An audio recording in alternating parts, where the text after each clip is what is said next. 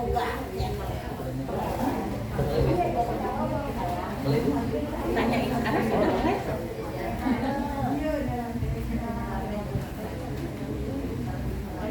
Baik, kita mulai ya, Ibu. Bismillahirrahmanirrahim. Wahaikum tahiyatul Islam. Assalamualaikum warahmatullahi wabarakatuh.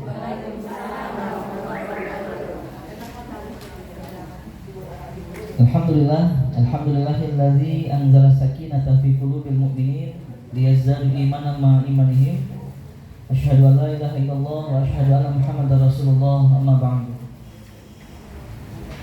Segala puji milik Allah semesta alam yang Maha Pengasih Maha Penyayang, yang alhamdulillah atas izin Allah Subhanahu wa taala pada hari ini kita semua bisa berkumpul bersama-sama di taman-taman surga. Yang pengen masuk surga boleh angkat tangannya. Mana? Nggak semuanya ini yang ngacung. Untuk ngacung, awas mempanggil di surganya. Baik, ibu-ibu dirahmati Allah, bagaimana Rasulullah pernah bersabda, jika kalian melihat taman-taman surga, hadirilah. Ya. Sahabat bertanya, apakah yang dimaksud dengan taman-taman surga? Yaitu majlis zikir atau majlis ilmu. Alhamdulillah, berarti orang-orang yang merindukan surga sudah barang tentu sangat semangat ketika diundang untuk pengajian. Harusnya semangat Bu, beda kalau diundang ke tempat rekreasi. Nah, enggak. Ya mungkin semangat juga lah, tapi jauh lebih semangat ketika diundang untuk pengajian. Karena digambarkan sebagai taman-taman surga. Terlebih keutamaan menuntut ilmu itu sangat besar di sisi Allah Subhanahu wa taala. Ya. Bahkan saking pentingnya menuntut ilmu, Rasulullah sallallahu alaihi wasallam pernah bersabda, "Man yuridillahu bihi khairan yufaqihu fiddin." Barang siapa yang Allah menghendaki kebaikan kepada seseorang, kata Rasulullah, ternyata Allah tidak bikin dia kaya, Allah tidak bikin besar rumahnya, Allah tidak bikin mewah kendaraannya, tapi kata Nabi, Allah akan memahamkannya terhadap ilmu agama.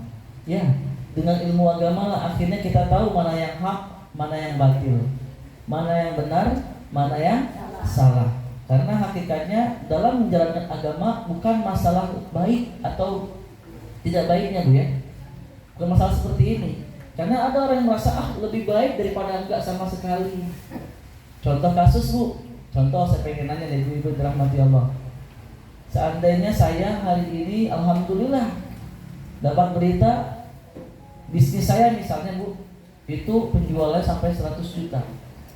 Dengar kabar dari istri, oh anak dapat beasiswa karena juara di sekolahnya. Senang atau bahagia saya Bu? Oh, senang dan bahagia pastinya. Tiba-tiba saya mengatakan, oh kalau begitu nanti saking bahagianya bentuk syukur sama Allah, nanti zuhurna pengen 5 rakaat. Kira-kira gimana Bu? Bisa nggak? Bisa nggak? Untuk melaksanakan sholat 5 rakaat bisa melaksanakannya. Tapi benar atau salah? Ya, ini dia penting Bu, belajar ilmu agama. Bukan masalah seperti itu aja, contoh hal yang lain. Alhamdulillah setahun ini kita hitung-hitung harta kita sudah masuk, haulnya masuk, insopnya masuk, sehingga kita hitung-hitung ini zakat 1 miliar nih. Datang kita ke ambil zakat, Ustazah, maaf saya pengen nitip zakat karena 1 miliar gede, saya pengen bersyukur sama Allah, pengen zakat 10%. Wah. Ditambah mau Bu? Kalau ibu-ibu jadi panitia zakat diterima nggak Bu? 10%. Zakat 10%. Nah, ini dia Bu. Kalau kita paham ilmu agama sebagai panitia zakat, kita akan menolak. Karena zakat itu 2,5%. Kan Ustaz lebih baik 10% loh. 1 miliar dari 2,5% dari 1 miliar cuma 25 juta. Kalau 10% berarti 100 juta. Enggak Bu, menjalankan agama bukan masalah lebih baik atau enggak, benar atau salah, benar atau salah. Karena kalau zakat mutlak itu 2,5%, kecuali zakat pertanian atau perkebunan.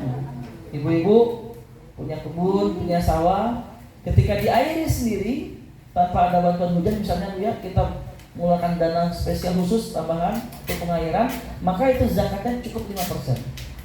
5%. Beda ketika tiba-tiba musim hujan, kita nggak ada biaya tambahan plus untuk pengairan karena ada yang hujan, maka itu jadi 10%. Tapi kalau zakat mal atau harta itu 2,5%. Nah, sebagai amil zakat yang paham ilmu agama, kita tolak tadi.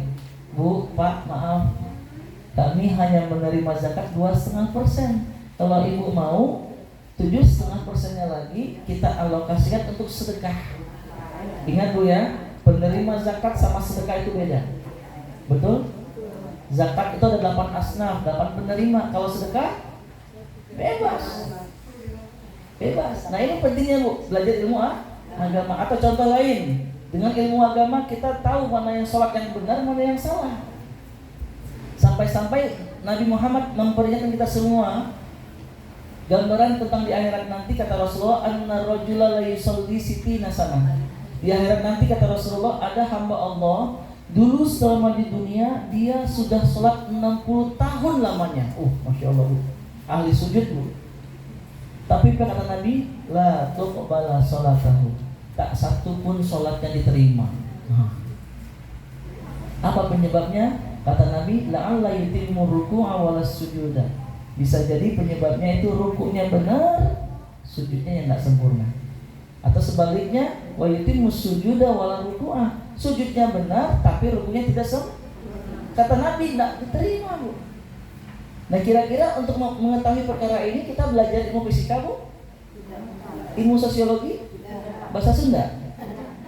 Tapi kita belajar pada ilmu bukan ilmu kedokteran, tapi ilmu agama. Makanya kata Nabi Bu, pertanda kebaikan ya, jika Allah menginginkan kebaikan kepada kita Bu, ini yang kita kejar. Allah tidak kasih dunia, tapi Allah memahamkan terhadap ilmu agama. Baik Bu, dan dengan ilmu agama lah kita pasti bahagia dunia akhirat. Nah, kita bahas lagi Bu ya, ini sudah kita bahas tahun lalu 2021 ya Bu ya, kita udah juga jumpa tahun yang lalu Bu ya, cukup lama ini ya. Baik, alhamdulillah 2 minggu itu setahun ya. Perasaan 2021 kita jumpa loh kemarin, sekarang 2002 berarti sudah setahun gak jumpa, padahal 2 minggu Bu ya. Baik, ibu-ibu yang dirahmati Allah Subhanahu wa taala, kemudian salawat serta salam semoga senantiasa tercurah limpahkan kepada kekasih hati kita, yaitu Nabi Muhammad sallallahu alaihi wasallam, yang karena berkat perjuangan beliau lah saat ini akhirnya kita semua bisa merasakan nikmat iman dan nikmat Islam. Dan mudah-mudahan sebagai umat yang betul-betul mencintainya, kita pun senantiasa istiqomah menghidupkan sunnah-sunnah beliau dalam kehidupan kita semua. Poin penting Bu, sunnah ini penting ya. Kenapa penting sunnah Bu? Ini pertanda cinta, tidak hanya kepada Nabi tapi kepada Allah. Sebagaimana firman Allah Quran surat, nanti kita bahas lebih jauh lagi ya, surat 3 ayat 31, tapi tidak sekarang, tapi nanti ada pembahasan pada hari ini. Intinya apa? Kalau kita mencintai Allah, itu tandanya kita akan senantiasa mengikuti Rasulullah, menghidupkan sunnah-sunnah Rasulullah Shallallahu Alaihi Wasallam. Nanti Bu, ada di kertas ada apa? Di kertas yang ibu pegang itu ada ayat dan nanti kita bahas. Kemudian alhamdulillah saya dapat kabar gembira ini Bu. Jujur ini lebih banyak daripada pertemuan sebelumnya Bu ya. Selamat datang pada para awajers, nambah baru ya. Awajers yang baru, ada yang angkat tangan Bu, yang baru. Oke, alhamdulillah. Semangat Bu ya. Ingat Bu, keutamaan besar dengan memahami ilmu Al-Quran, apa? Ilmu Al-Quran itu Bu luar biasa sekali. Kita betul-betul mendapatkan bimbingan dari Allah Subhanahu wa taala. Banyak orang-orang di luar sana dia hafiz 30 juz Al-Quran tapi tak paham. Akhirnya apa yang terjadi Bu? Hafalan, tapi masih ini ngomongin batur. Wah, ada yang seperti ini? Pertanyaannya ada nggak? Jawabannya banyak. Ya. Intinya apa? Jangan pernah kita jauh dari Al-Quran. Makanya seorang ulama yang mengatakan tanda iman kepada kitab itu tergambar dengan 4 hal. Sebenarnya 3 Bu, tapi saya tambahkan 1 4. Yang pertama, selalu membaca Quran. Jadi orang beriman kepada Quran Bu. Yang kedua, yang seperti program awards, 1 week, 1 use. Apa yang diperdalam Bu? Membaca artinya. Yang kedua yaitu memahami isi Al-Quran. Baca, mulai pahami. Yang ketiga, mengamalkan. Ya. Mengapa saya tambahin satu, Bu? Nah, ketika masuk pengamalan Quran, maka mau tidak mau kita akan memijak ke poin keempat, yaitu mendakwahkan isi Quran. Ingat, Bu, dakwah itu bukan hanya tugas para nabi ternyata. Karena perintah Allah, Quran surat ke-66 At-Tahrim ayat 6. Ya ayyuhallazina amanu qu anfusakum wa ahlikum naro. Kata Allah, hai orang-orang yang beriman, jagalah dirimu dan juga keluargamu dari siksa api. Kan menjaga diri dan juga keluarga, berarti kan ada poin dakwah di dalamnya, betul nggak, Bu? Ya, berarti dakwah itu minimal terhadap keluarga kecil kita, Bu. Nggak harus kepada orang lain. Minimal ketika kita mau berubah, karena surga itu tidak enak, Bu, kalau masuk sendirian. Surga itu terlalu luas kalau masuk sendirian. Ibu-ibu yang dirahmati Allah, maaf ya, ada yang belum nikah? Ada yang belum nikah? Sudah semua ya? Misi saya, tak ada ibu-ibu unggul yang dipanggil di salut deh. Saya kan ada yang belum nikah? Udah, Bu, ya, alhamdulillah. Jadi saya nggak salah, Bu, ibu-ibu punten. Pengen banget teteh juga dong, Ustaz, saya belum nikah. Baik, ibu-ibu dirahmati Allah. Poin pentingnya apa, Bu? Masalah dakwah. Ingat, berhasil tidak berhasilnya dakwah kita bukan masalah berubah atau tidak berubahnya seseorang, tidak. Karena berubah tidak berubahnya seseorang itu bukan tugas kita. Itu hak prerogatifnya Allah Subhanahu wa Ta'ala. Seandainya dakwah itu mutlak dikatakan sukses kalau buat orang berubah, berarti Nabi gagal. Apa alasan saya mengatakan Nabi gagal? Buktinya, Bu, paman Rasulullah SAW, Abu Thalib, tidak masuk Islam. Jadi menggambarkan hidayah itu bukan milik Nabi, tapi milik Allah. Tapi dakwah terus. Tapi kegagalan suatu dakwah ketika kita berhenti dakwah, capek. Akhirnya kan tergambarkanlah peringatan terhadap Nabi. Siapa, Bu? Nabi yang dimakan ikan, Nabi Yunus. Kan ketika dia merasa capek mendakwakan pada umatku ini, kaumku ini, ditinggalin, Bu. Nah ini, Bu, gagalnya dakwah kita bukan berarti orang itu belum berubah, enggak. Tapi kegagalan suatu dakwah ketika kita berhenti mengajak orang untuk berubah jadi lebih baik. Terus, Bu, sampai kapan? Sampai Allah memisahkan ruh dari jasad kita. Tadi, Bu, ya, minimal kepada pasangan kita, anak-anak kita, keluarga besar kita, itu minimal. Baik. Jadi semangat para awajers yang udah lama juga tetap istiqomah. Baik, ibu-ibu, ikhwatul iman rahimakumullah. Hari ini kita akan melanjutkan kajian kita dari tahun yang lalu. Tetap saya ke tahun yang lalu, ya. Kita membahas 2 minggu yang lalu tentang tema rahasia doa, di mana saya sudah bahas 3 poin penting tentang doa. Pertama, keutamaan doa. Rasulullah menegaskan ad-du'a huwal ibadah. Doa itu adalah ibadah. Semakin sering kita berdoa, hakikatnya, Bu, maka rekening pahala semakin bertambah. Ya. Kemudian poin kedua, tentang keutamaan berdoa. Yang kedua, kata Rasulullah, laisa syai'un akrama 'alallahi minad du'a. Tidak ada sesuatu yang lebih mulia di sisi Allah dari amalan daripada doa.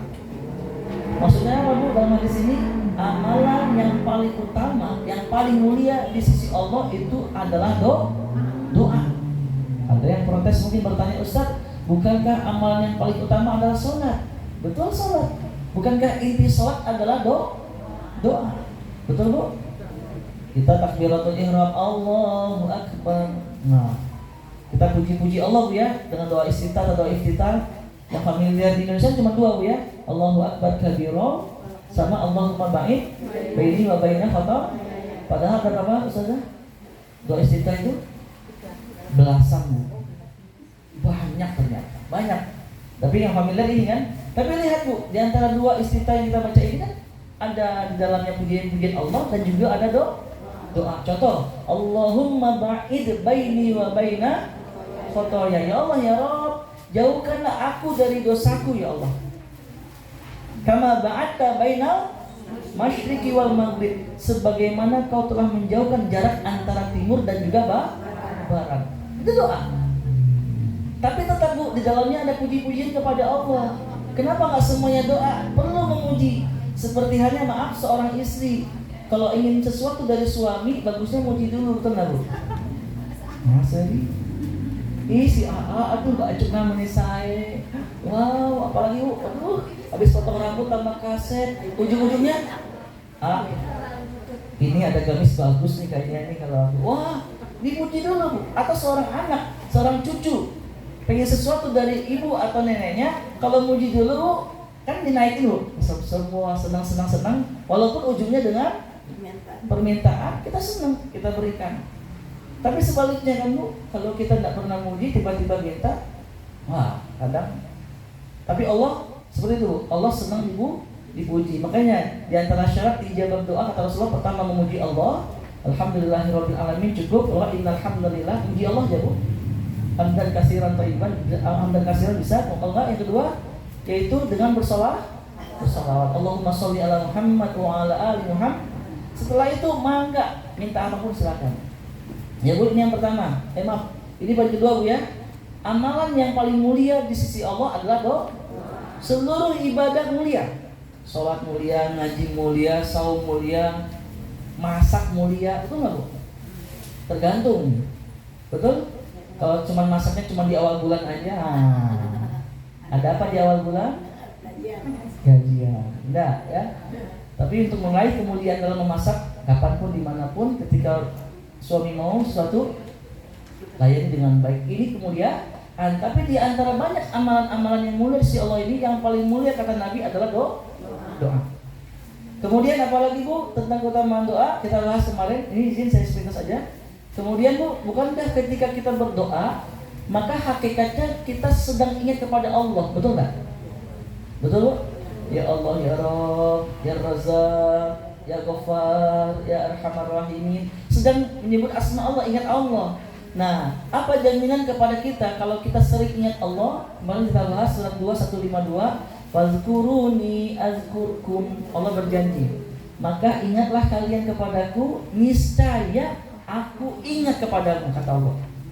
Jadi semakin sering kita berdoa, Allah akan semakin ingat kepada kita. Baik, ini sekilas poin pertama.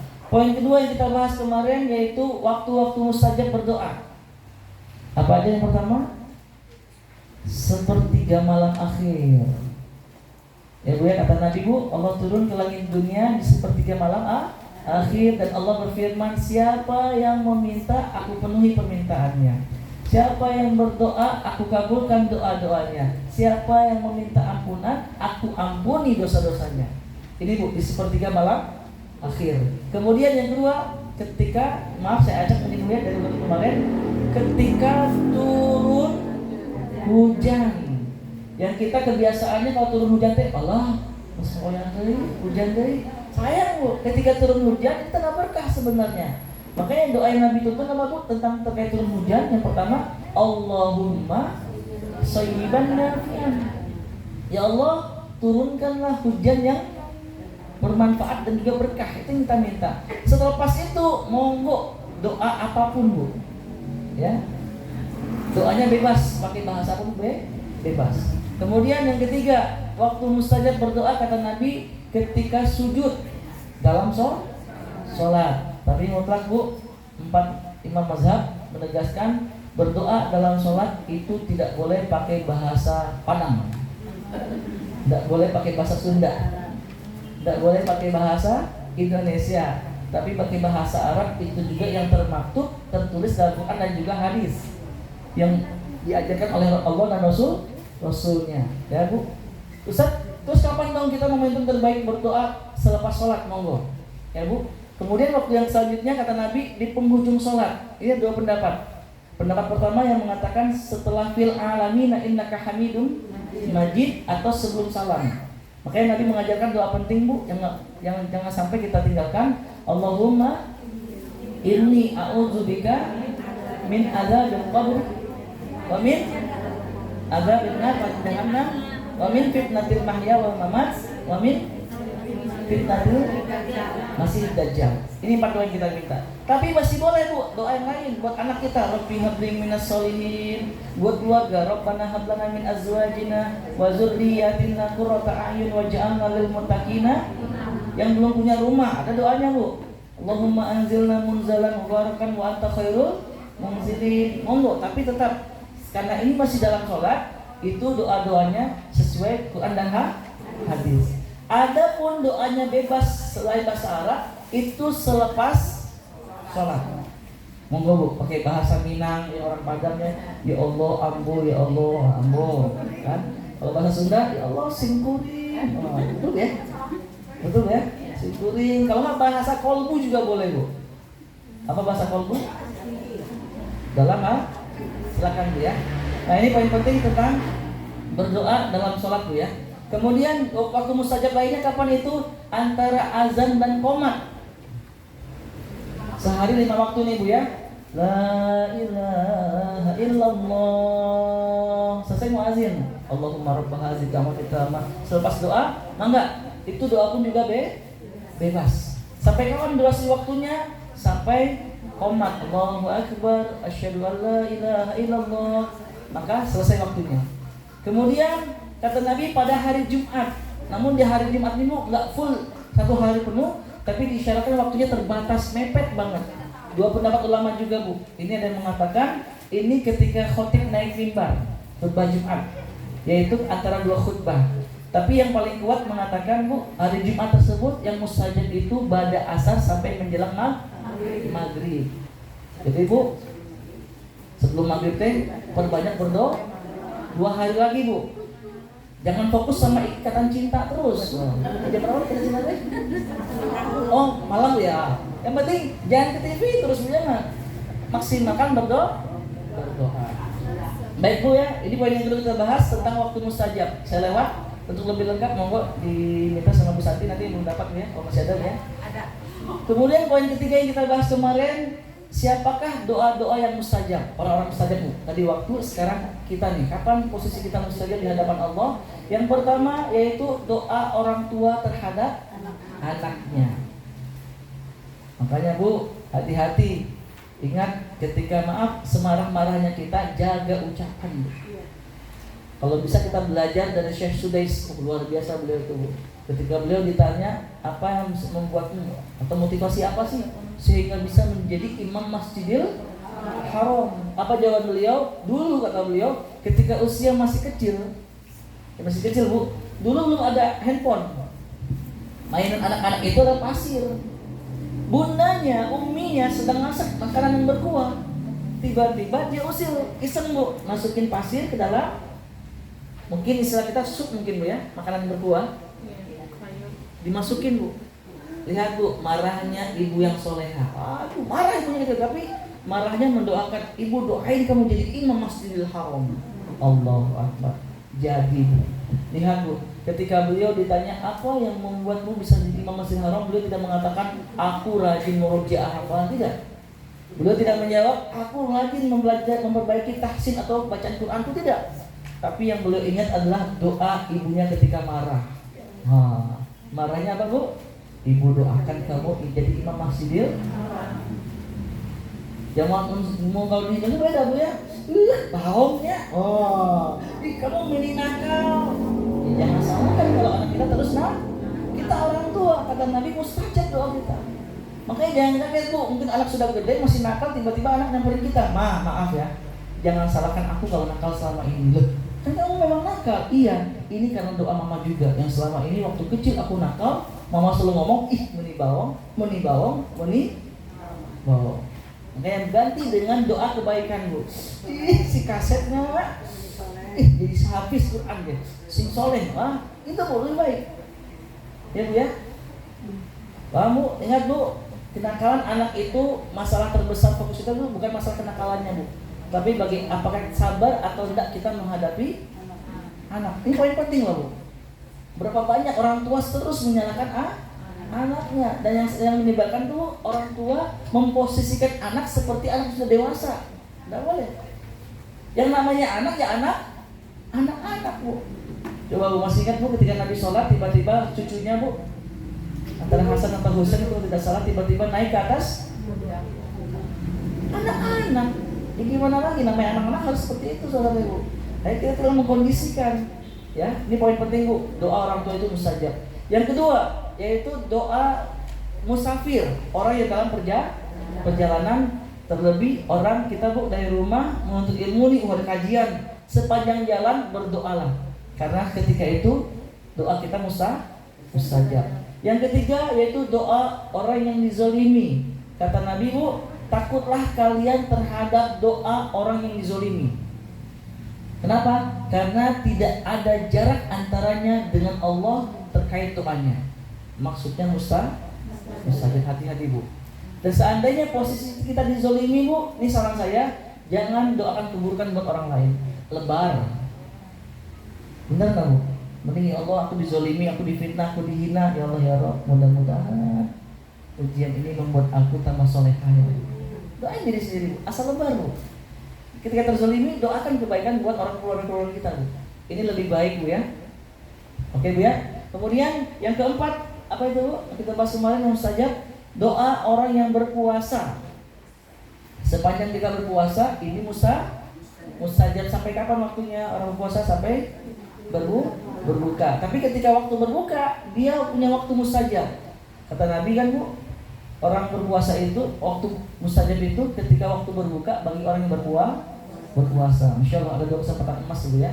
Pertama ketika puasa, kedua ketika berbuka puasa. Baik, cukup. Yang lain-lainnya mungkin silakan dibaca lebih jauh lagi Bu, maksud kemarin. Nah, sekarang kita bahas poin keempat terkait tentang rahasia doa. Apa itu? Mengapa doa tidak diijabah? Siapa yang mengalami di antara kita Bu, ada keinginan yang belum Allah ijabah, angkat tangan. Semuanya mungkin Bu ya. Baik Bu, sebelum saya bahas lebih jauh lagi tentang apa penyebab doa nggak diijabah, Bu, ingat bagi orang beriman terkait tentang dijabahnya doa itu dibagi tiga. Pertama Bu, langsung Allah ijabah. Ya Allah ya Rob, pengen taklim, ya Allah kaki sakit, ya Allah sembuhkan. Ke kamar mandi, wudhu, keluar kamar mandi. Nah ini gambarannya. Itu langsung Allah ijabah. Mungkin karena dia soleh, mungkin dia beriman kepada Allah Bu. Itu yang pertama Bu. Tapi ada juga yang kedua, tidak langsung Allah ijabah, tapi Allah tunda. Tunda. Contoh Bu, maaf, seorang tukang cuanki, ya Allah beli resep, ya Allah hayang mobil. Dia berdoa Bu di sepertiga malam nih Bu, waktu mustajab. Bahkan ya, kalau mah ketika saumnya berbanyak, ya Allah Fortuner, oh sebanyak saum Bu. Dari pas kelilingan tukang cuanki, bagaimana cuanki mata Fortuner. Saking hoyong mustajab bagi saum Bu, boleh bagus. Tapi ini Bu nggak mungkin langsung Allah tiba-tiba Allah ganti gerobak cuanki dengan Fortuner. Tapi Allah tunda dulu. Kenapa? Allah Maha tahu Bu. Kalau Allah kasih langsung, mohon maaf hai tukang cuanki, kata Allah, saat ini kau belum punya rumah, kau ngontrak di gang kecil 1 meter, merek parkir di mana mobil Fortunernya? Pertama itu. Yang kedua, kalau punya Fortuner sekarang, mungkin bensin pakai dari mana? Pakai cai cuanki? Mungkin. Yang ketiga, nanti kalau masalah servis uangnya dari mana? Itu Allah tunda Bu. Allah tunda, tapi tetap Allah kabulkan di waktu yang tepat. Maksudnya apa itu? Allah permudah usahanya, dibikin lancar. Tiba-tiba jadi juragan cuanki yang punya 100 cabang cuanki. Wah, kun fayakun Bu. Akhirnya apa yang terjadi? Tiba-tiba punya rumah, punya garasi. Akhirnya Fortuner nyamperin. Allahu Akbar. Ini yang kedua Bu ya. Tidak Allah berikan langsung, tapi Allah tunda. Kemudian gambaran yang ketiga, apa itu? Tidak Allah berikan. Maaf Bu ya, bukan Allah tidak mampu, tapi Allah tidak memberikan. Ketika Allah tidak mengabulkan doa tersebut, Allah tidak berikan, tapi Allah ganti dengan lebih baik dari apa yang dia minta. Bu, maaf Bu, ada ini curhatan teman saya loh Bu ya. Saya cerita kemarin udah pernah Bu ya. Dia dekat dulu sama akhwat Bu, ya istilah mas anak kuliah dulu Bu ya, pacaran lah Bu ya, punten ya. Dia dekat sama akhwat, wah ini kembang kampus. Kembang desa karena di kampus Bu ya. Cantik, gelis, beautiful, wah sama paket lah ya Bu, yang satu arti Bu ya. Akhirnya apa yang terjadi? Hampir setahun dia dekat, tapi nahan nikahnya sama si B. Saya yakin mungkin sepanjang doa pun dia berharap, ya Allah jadikan si A ini ibu dari anak-anakku. Wow, doa. Tapi kok nikahnya sama si B. Awalnya dia mungkin kecewa, ya Allah, kenapa nggak dikabulkan doaku? Aku minta A kok dikasih B. Sebulan, 2 bulan, 3 bulan baru dia tahu dapat hikmah besar, Bu. Alangkah besarnya anugerah dari Allah. Alangkah besarnya penetapan pemberian dari Allah. Tidak kasih A tapi si B. Ada apa dengan A? Dulu pas dekat sama si A, setiap minggu jalan keluar teh minimal kudu siap 500.000. Makan tempat elit. Jadi saya gengsi di warteg mah ya. Kemudian belum lagi pulsa, belum lagi kosmetik. Wah, itu mah jutaan lebih lah Bu ya setiap Bu. Itu masih pacaran. Nikah sama si B, Allahu Akbar, setelah 3 bulan dia aneh. Istrinya kok enggak pernah ke salon, ditawarin, istriku mau enggak ke salon? Apa jawaban istrinya? A, cukup air wudhu sebagai alat kosmetikku. Oh, gratis. Yuk makan di luar, masakanku lebih enak kok daripada tempat lain. Allahu Akbar. Pasti lebih baik loh Bu. Coba kita kaitkan sama Quran surat 2 ayat 216. Tekan ibu-ibu buka. Ada spidol? Nah, Quran surat kedua Al-Baqarah ayat 216.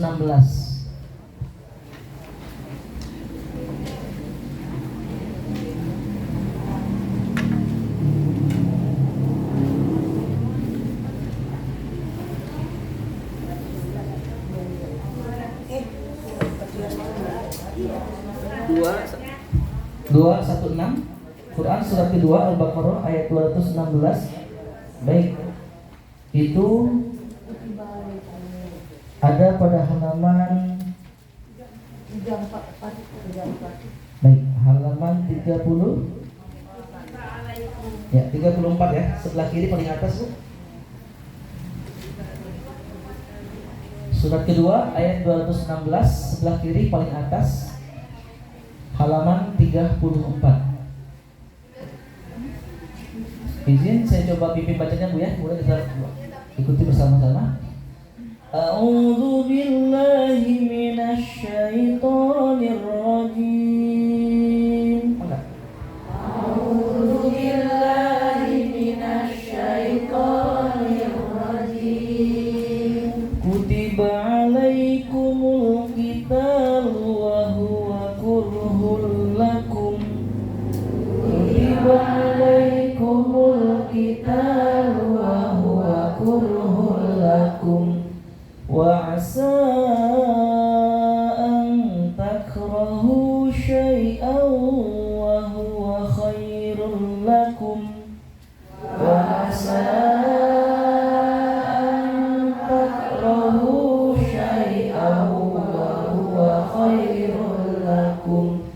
Wa 'asa an tuhibbu syai'an wa huwa syarrul lakum.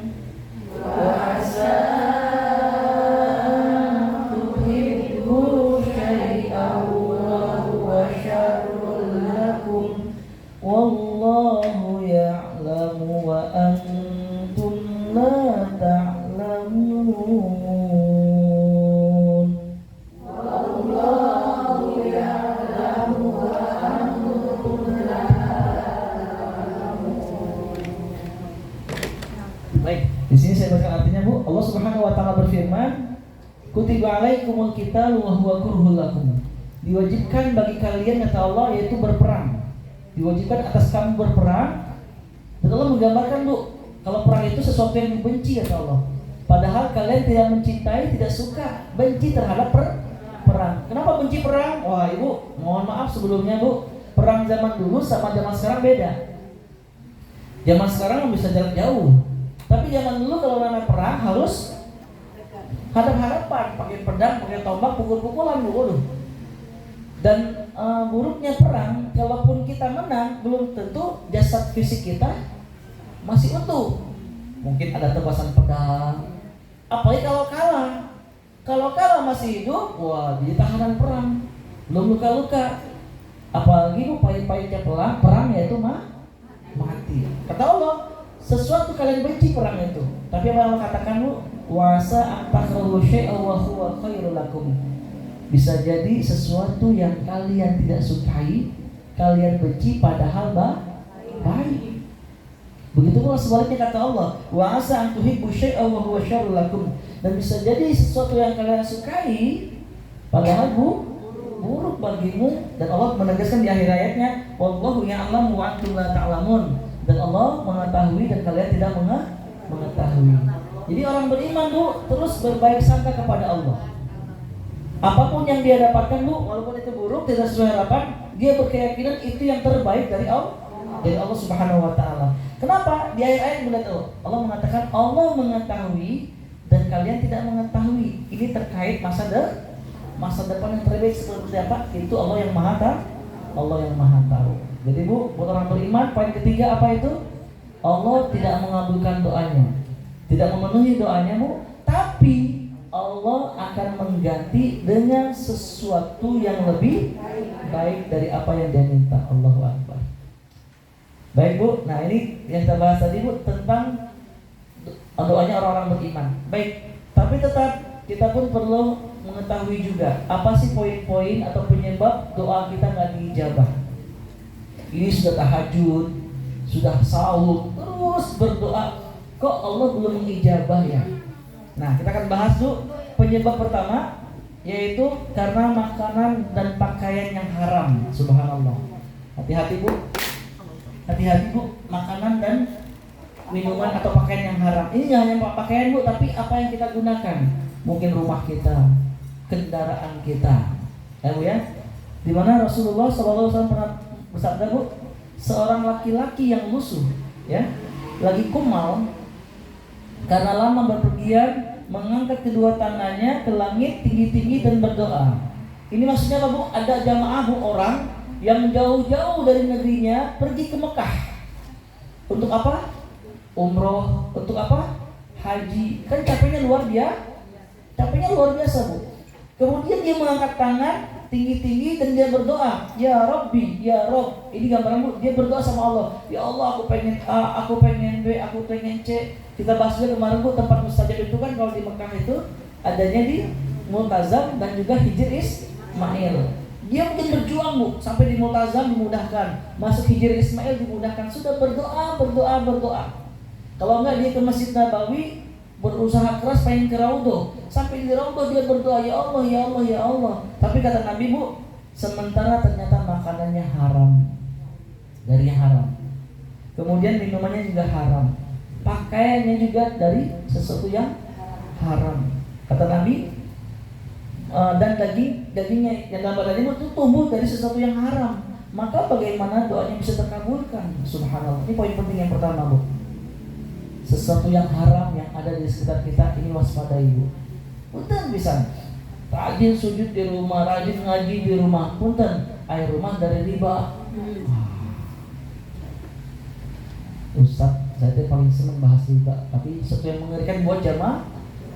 Ustaz, enak kan jangan riba. Aduh, ini masalahnya bu. Hati-hati bu. Ahalallahu bai'a wa harrama riba. Allah itu mengharamkan jual beli dan mengharamkan riba. Banyak orang menyamakan seakan-akan riba itu sama dengan jual beli. Beda loh. Beda, jangan samakan jual beli dengan riba. Ustaz, terus kalau kita balik cash nggak ada uang tunai, kita harus kredit. Saya tegaskan, tidak setiap kredit itu riba. Ya bu ya, tidak setiap kredit itu riba. Contoh, izin bu ya, ini saya bahas lebih dalam lagi bu, karena ini sensitif sekali bu ya. Sampai-sampai saya punya kajian rutin di Bandung bu, satu masjid, ternyata salah satu donaturnya itu orang kaya. Dan tersinggung mungkin bu ketika saya jauhi riba. DKM Ustaz, jangan terlalu keras katanya. Keras dari mana? Ini kan kebenaran, perlu tahu. Akhirnya saya sampaikan bu, boleh nggak kredit? Boleh dalam agama bu. Yang nggak boleh itu riba. Bagaimana kredit yang boleh? Contoh bu, saya punya kebutuhan, saya pengen punya motor, butuh motor nih bu, harganya 10 juta misalnya, tapi nggak ada uang cash. Izin bu ya, saya samperin Bu Santi misalnya, bu, bisa tolong saya nggak bu? Saya butuh kendaraan untuk aktivitas sehari-hari bu, motor harganya 10 juta, tapi saya nggak punya uang cash bu. Saya mampunya nyicil. Kata Bu Santi, baik Kang Bobi, Ustaz siap saya bantu. Baik, itu motor saya beli 10 juta, tapi saya jual ke Ustaz 12 juta ya. Monggo dicicil tiap bulan selama setahun. Saya hitung-hitung, nggak berat buat saya kok. Boleh nggak seperti itu Bu? Ya, boleh. Dan nggak ada obrolan Bu, Ustaz boleh, tapi Oman telat bayar dendanya 1.000 sehari. Walaupun 1.000 itu yang jadi masalah Bu. Kalau enggak, Ustaz ternyata di pertengahan nanti setelah 5 bulan atau 6 bulan, Ustaz pengen lunasi, ada rezeki ternyata Bu. Kena penalti ya. Oh, ini bahasa-bahasa konvensional Bu ya. Orang teh kaya lunasan, tiba-tiba harus tambahan dan ini ribanya. Ini boleh. Yang tidak boleh ala konvensional. Datang ke bang, tolong bantu saya bang, saya butuh motor. Oke, 10 juta ya harganya. Oke, saya kasih pinjaman uang untuk beli motor itu, tapi nyicil ke kita ya, bunganya kecil kok. Saya hitung-hitung, Bapak cuma nyicil 1 bulan 1 juta selama 12 bulan. Berarti 12 juta, sama Bu ya?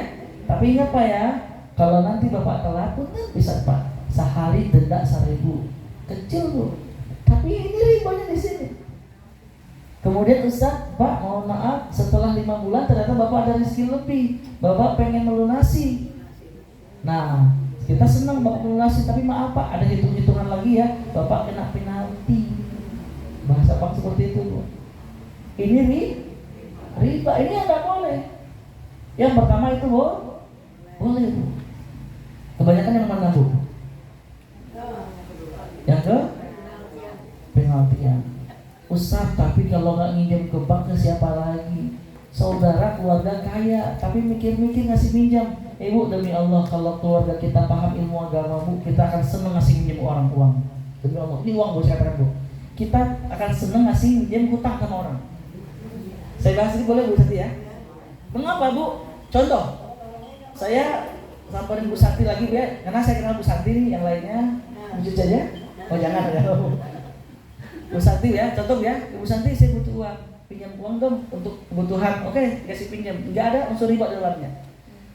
Janjinya kapan? 1 minggu saya lunasi. Ternyata setelah seminggu, aduh saya ngomongin Bu Santi nih di hari ke-5 atau hari ke-6 atau besoknya harus bayar. Saya telepon Bu Santi, Bu izin Bu, mohon maaf sebelumnya Bu, karena faktor pandemi Bu, saya nggak bisa melunasi besok, bisa kasih renggang waktu nggak Bu? Kata Bu Santi, ya udah nggak apa-apa. Mungkin minggu depan ya nggak apa-apa kalau memang ada. Nah itu bayangkan Bu, ketika diulur waktu sampai minggu depan, maka Bu bayangkan Bu, di hari ke-8, 9, 10 sampai 14, kata Nabi Bu, itu sama saja Bu Santi sudah bersedekah sehari 1 juta. Kalau pinjaman 1 juta, kalau saya minjem 10 juta, maka di sisa waktunya Ibu terhitung berapa hutang yang belum dilunasi itu Bu. Kebayang nggak Bu? Jadi orang baik itu dalam agama kita besarnya luar biasa. Terhitung sedekah Bu, sedekah. Ustaz dia minjem uang saya 100 juta tapi nggak mampu bayar, ringankan. Maksudnya bukan lunasin Bu ya. Kalau kita ikhlas apalagi itu besar utamanya. Tapi kalau kita saya butuh Ustaz, ya udah kasih tenggang waktu. Maka Bu semakin lama dia belum bayar, kata Nabi Bu, maka selama itu juga setiap harinya terhitung dia sedekah dengan jumlah nominal angka yang dia pinjam. Saya pinjam 10 juta, sisa 5 juta, sampai kapan bayarnya Bu? Bu, mundur bulan depan ya. Maka selama 1 hari sampai 30 hari ke depan kita terhitung sedekah 5 juta. 5 kali 30 berarti kita sudah bersedekah sebanyak 150 juta. Allah.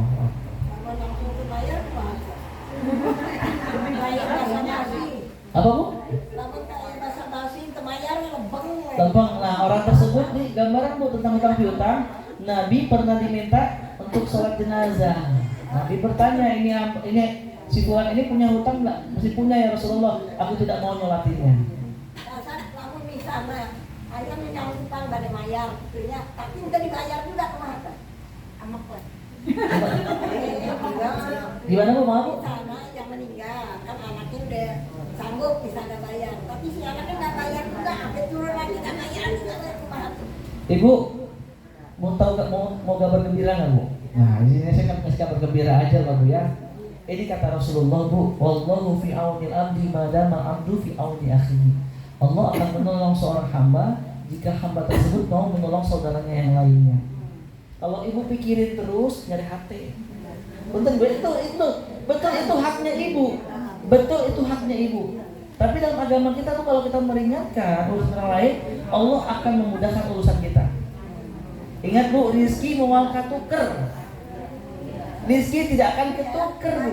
Nah, jadi saran saya ibu, Ustadz bagusnya seperti apa? Monggo pilihnya kita dua. Ibu tetap ngasih tenggang waktu sampai dia ingat, enggak apa-apa. Yang penting contoh bu ya, dia minjem berapa? 10 juta, ya senang aja.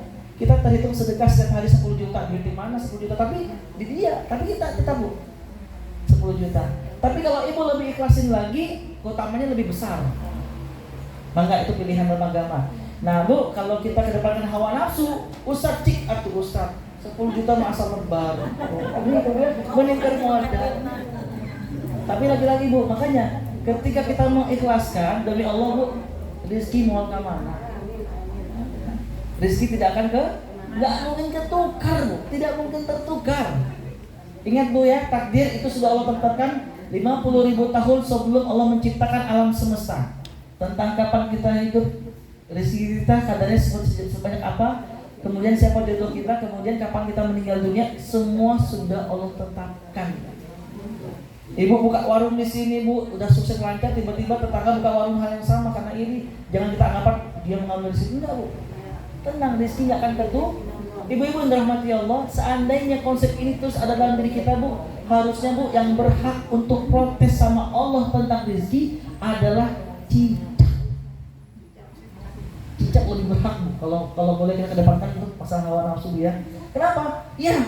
Harusnya cicak lebih protes sama Allah, ya Allah ya Rob, kau ciptakan aku nempel di dinding, sedangkan makananku terbang, dan kau tidak kasih aku sayap. Tapi lihat bu, ketika waktunya cicak itu makan, pasti Allah sayap. Tapi kira-kira bu, ada nggak cicak yang lompat dari atas, naik juga, naros cicak ternaun bunuh diri, susah makan, nggak ada. Nah, hanya bu, yang tadi bu ya mohon maaf. Yang tadi ke depan itu bu, kita masih terasa tidak nyaman dan seperti ini karena hawa nafsu. Ini hati-hati bu. Dan orang-orang yang tidak bisa mengontrol hawa nafsu bu, maaf, dia bukanlah calon penghuni surga. Makanya bu, adanya Islam itu menuntut kita bagaimana kita bisa menguasai hawa nafsu. Seperti itu ya jawabannya. Itu pilihan ibu. Ketika ibu tetap, Ustaz saya nggak bisa mengikhlaskan nih, tapi saya tetap sabar menunggu. Bayangin bu, setiap hari terhitung sedekah. Kalau ibu mengikhlaskan, hati plong, betul nggak bu? Hati plong, tunggulah skenario Allah bu. Allah nggak mungkin kan janji bu, ya Allah ya Rabb, aku ikhlaskan sahabatku itu ya Allah tentang utangnya kepadaku, dan aku berharap hanya balasan darimu ya Allah. Sudah, lupain deh. Dan lihat bu, hadiah. Cewek dibebasin ikhlas, jadi amroyna bakal juga cek-celengan. Tuh, bu, insya Allah kata Ustazah bu, tenang bu, celengan di akhirat itu lalu lebih. Ibu ya? Ya, bismillah bu. Tapi ibu ingat, itu akan jadi celengan kalau kita ikhlas.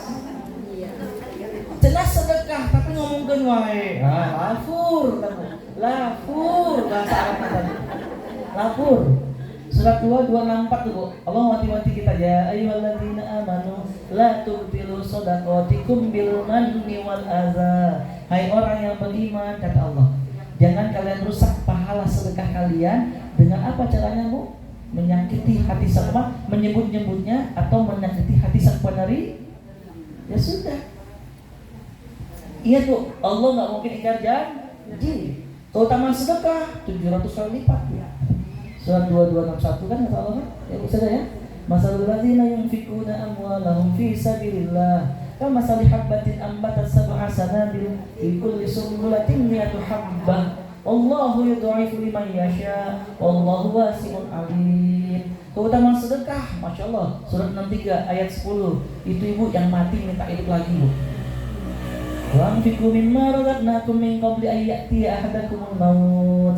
Fayaqula rabbi laula akhartani ila ajalin qarib fa asaddaq wa akum minas. Orang mati bu minta hidup lagi sama Allah. Apa janjinya ya Allah, kalau aku hidup lagi aku janji akan bersedekah. Ini tentang besarnya keutamaan bersedekah. Tapi yang mengerikan bu, orang yang pertama kali masuk neraka di antara 3 orang ini adalah orang yang ahli sedekah. Nah Ustaz, kenapa pahalanya gede surga? Nah itu masuk neraka pertama kali gara-gara tidak ikhlas. Hayang dipuji. Makanya Bu, berbuat baik itu yang pertama adalah iman. Kayak itu imanan Bu ya, yakin karena Allah Bu. Karena Allah tidak bisa dibohongi. Betul tak sadanya? Coba saya pengen nanya Bu, sedekah yang paling mudah itu apa? Senyum. Tapi jujur, pernah nggak jumpa sama seseorang senyum tapi hati kehel? Nah, senyum. Pernah nggak Bu jumpa ibu dan hati si ibu apa gitu ya? Pernah atau sering? Sering atau selalu?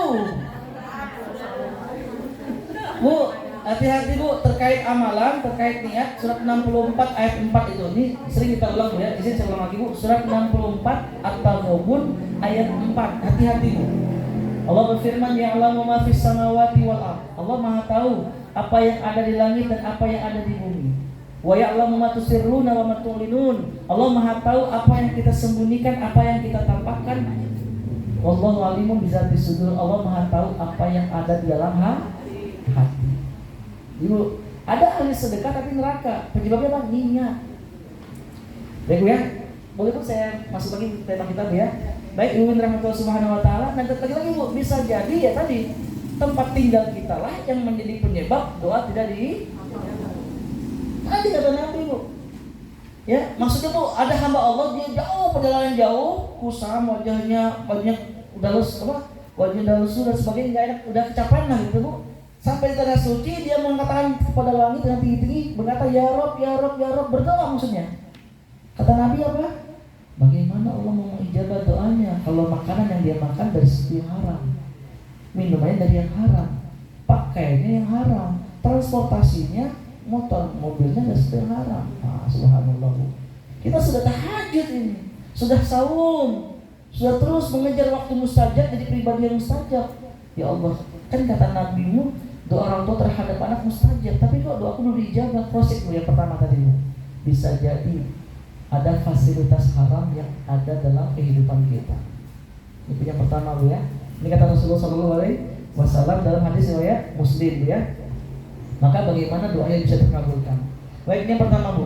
Kemudian yang kedua yaitu berdoa untuk sesuatu yang dosa. Maksudnya apa Bu? Mendoakan keburukan nih Bu. Ya contoh Bu ya, maaf sebelumnya anak-anak muda. Besok malam mingguan saya Bu, ya Allah ya Rob, mudah-mudahan nanti malam gak hujan. Soalnya jadwal malam mingguan, gak mungkin dijabah Bu.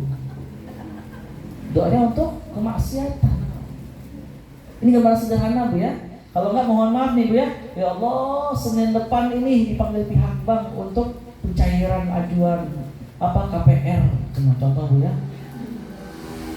Demi Allah tuh, walaupun kita berdoa ya Allah mudah-mudahan lancar, cair, nggak ada masalah. Walaupun Senin ternyata Allah takdirkan cair, bukan berarti doa kita diijabah enggak Bu. Ya Bu ya. Atau ternyata malam minggunya nggak hujan, bukan berarti doa kita nggak dijabah. Pas ketemu sama pasangan pacarnya Bu, alhamdulillah yang tadi sayang doaku dijabah sama Allah. Enggak Bu.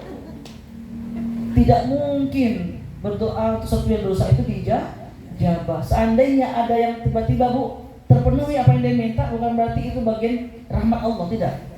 Itu bisa jadi istidraj. Surat 6 ayat 44. Maaf nggak saya cantumin di kertas Bu ya. Tentang ini Bu, tentang dosa, hati-hati Bu. Ketika ada doa tapi terkait dengan dosa nih Bu ya, atau mendoakan keburukan buat orang lain, tidak mungkin Allah ijabah. Ya Bu ya. Ya Allah, saya sebel sama dia ya Allah. Dia lebih cantik daripada saya Allah. Wah nggak boleh Bu. Itu tidak mungkin dijabah.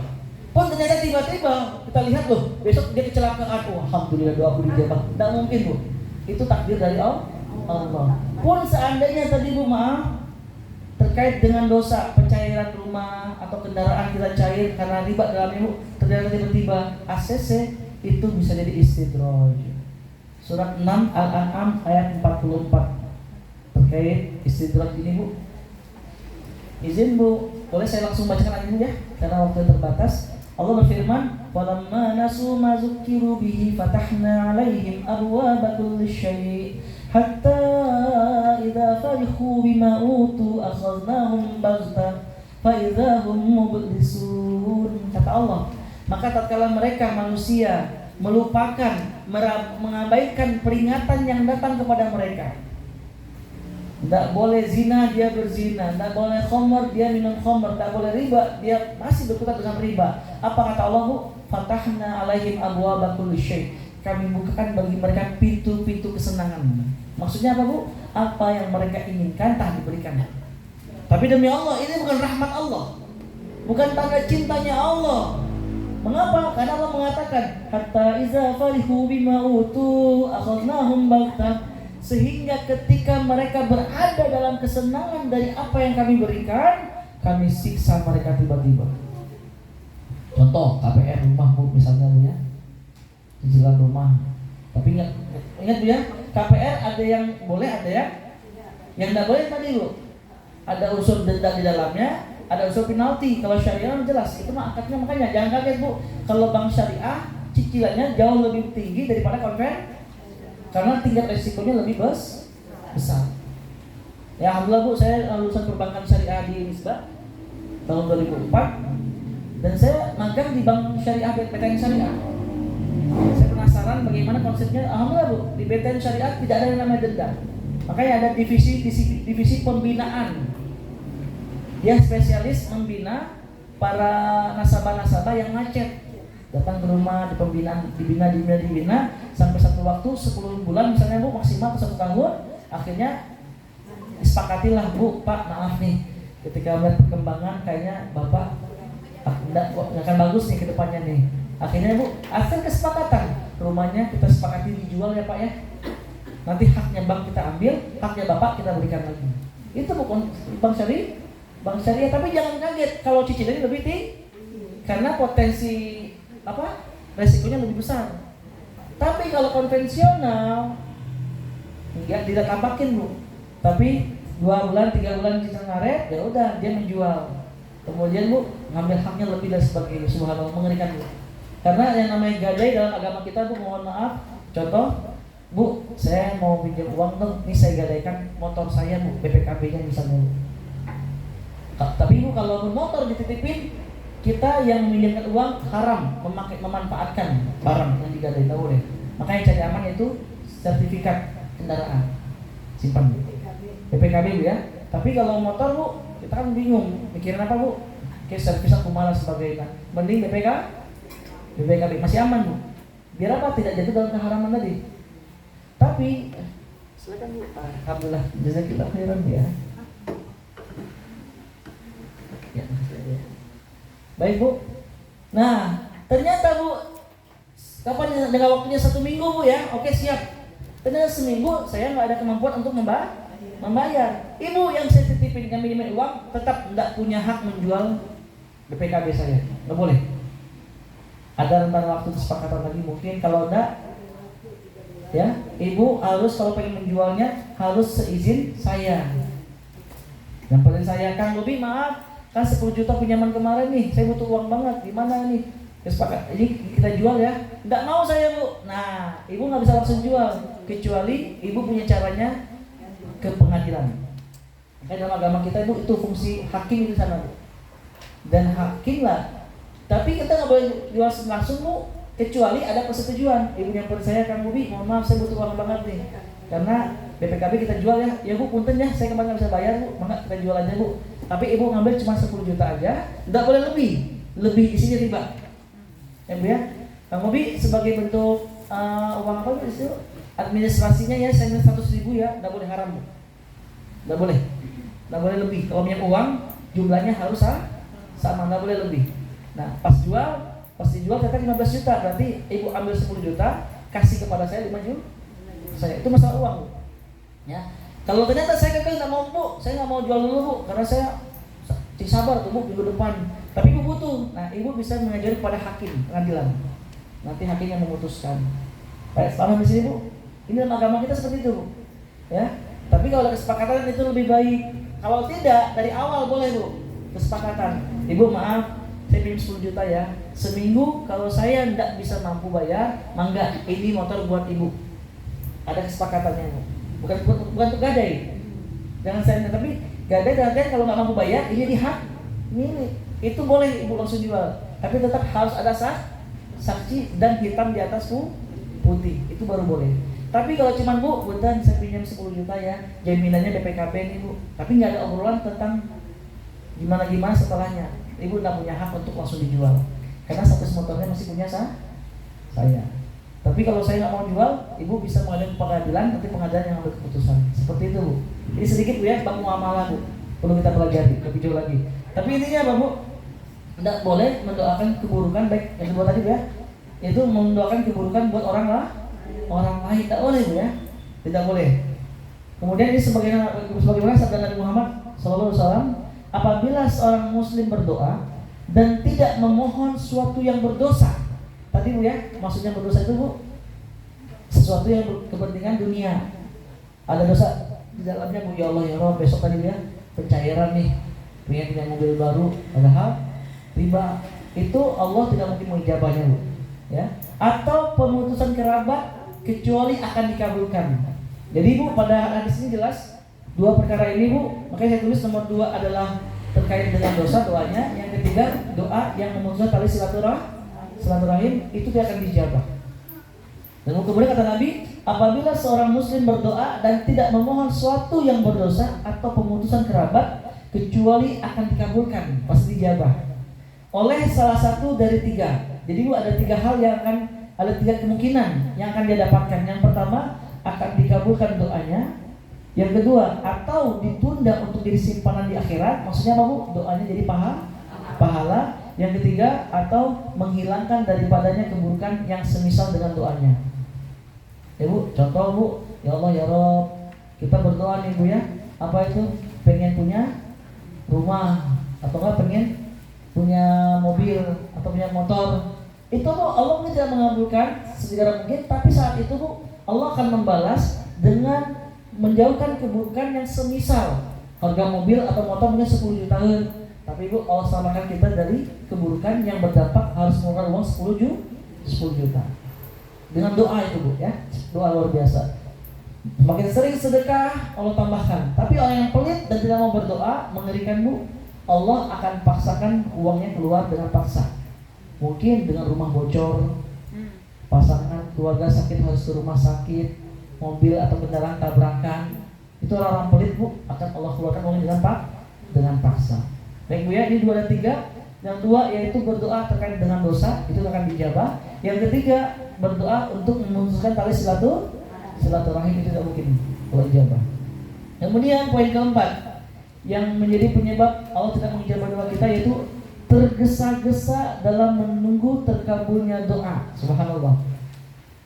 Rasulullah SAW bersabda bu, akan dikabulkan permintaan seseorang di antara kamu selagi tidak tergesa-gesa. Ya, Allah itu maha mengabulkan. Tadi bu ya, 3 poin penting tadi bu yang kita lihat bu. Yang pertama mungkin langsung Allah ijabah. Yang kedua itu langsung jadi pahala. Yang ketiga, kalaupun tidak, itu akan menjadi salah satu proses dijauhkan dari keburukan dengan sejumlah atau semisal apa yang kita minta. Nah, tapi kata Nabi juga hati-hati, akan dikabulkan permintaan seseorang di antara kamu selagi tidak tergesa-gesa. Yaitu dengan mengatakan, akhirnya dia berkata, saya telah berdoa nih tapi belum Allah kabulkan. Nah, ini nggak boleh bu. Orang-orang yang dia mengeluh ya terkait dengan doa itu belum dikabulkan ya. Nah ini bu, menjadi penyebab akhirnya Allah tidak mengabulkan doanya bu. Karena ada orang seperti itu bu. Ya Allah, saya bingung sekali kan. Kenapa bingung bu? Iya, saya sering tahajud berdoa sama Allah, pengen usaha lancar, kok nggak lancar. Saya saum, saya sholat, saya ngaji, kok nggak lancar usaha saya ya. Tuh tetangga saya, boro-boro sholat, boro-boro ngaji, maksiat terus kerjanya, tapi kok usahanya lancarnya. Apakah saya harus maksiat dulu nih biar Allah ijabah? Hati-hati bu. Enggak. Ingat bu, ketika Allah tunda, itu bukan berarti Allah tidak mengabulkan. Ya bu, cross-check bisa jadi ada dosa nih. Makanankah, minumankah, pakaiankah, fasilitas duniakah? Kalau enggak bu, bisa jadi ada dosa-dosa yang telah kita kerjakan. Subhanallah. Jadi bu, jangan kita, ya Allah kan saya sudah berdoa nih, kok belum juga dijabah. Allah maha mendengar Ibu. Dan ingat tadi yang kita bahas surat 2 ayat 216, Allah maha tahu masa depan kita. Dan yakinlah ketika Allah belum mengijabah, saat ini inilah yang terbaik keadaan buat kita. Ya Bu, contoh tertimpa sakit Bu, ya Allah pengen kesembuhan, kok tidak sembuh-sembuh ya Bu, berbaik sangka dengan Allah. Makanya poin penting masalah sakit Bu, bukan masalah sakit yang dirasa, tapi sabar tidak kita menghadapi ini semua Bu. Ini poin penting menghadapi ujian Bu ya. Bukan ujiannya Bu, tapi sikap kita menghadapi ujian, ini poin pentingnya. Karena ujian tersebut sudah tetap Bu. Contoh Bu, tertusuk duri, sakit nggak Bu? Kalau berkeluh kesah, sakitnya dosa bisa bertambah, betul nggak Bu? Tapi ketika sakit iya, astagfirullahaladzim, ingat Allah Bu. Apa? Kebaikan kita dapatkan Bu. Tertusuk duri ini menjadi proses penggugur Allahu Akbar. Sakit tertusuk duri, apalagi sakit yang berkepanjangan, betul nggak Bu? Ini sikap kita ini yang kita fokuskan Bu.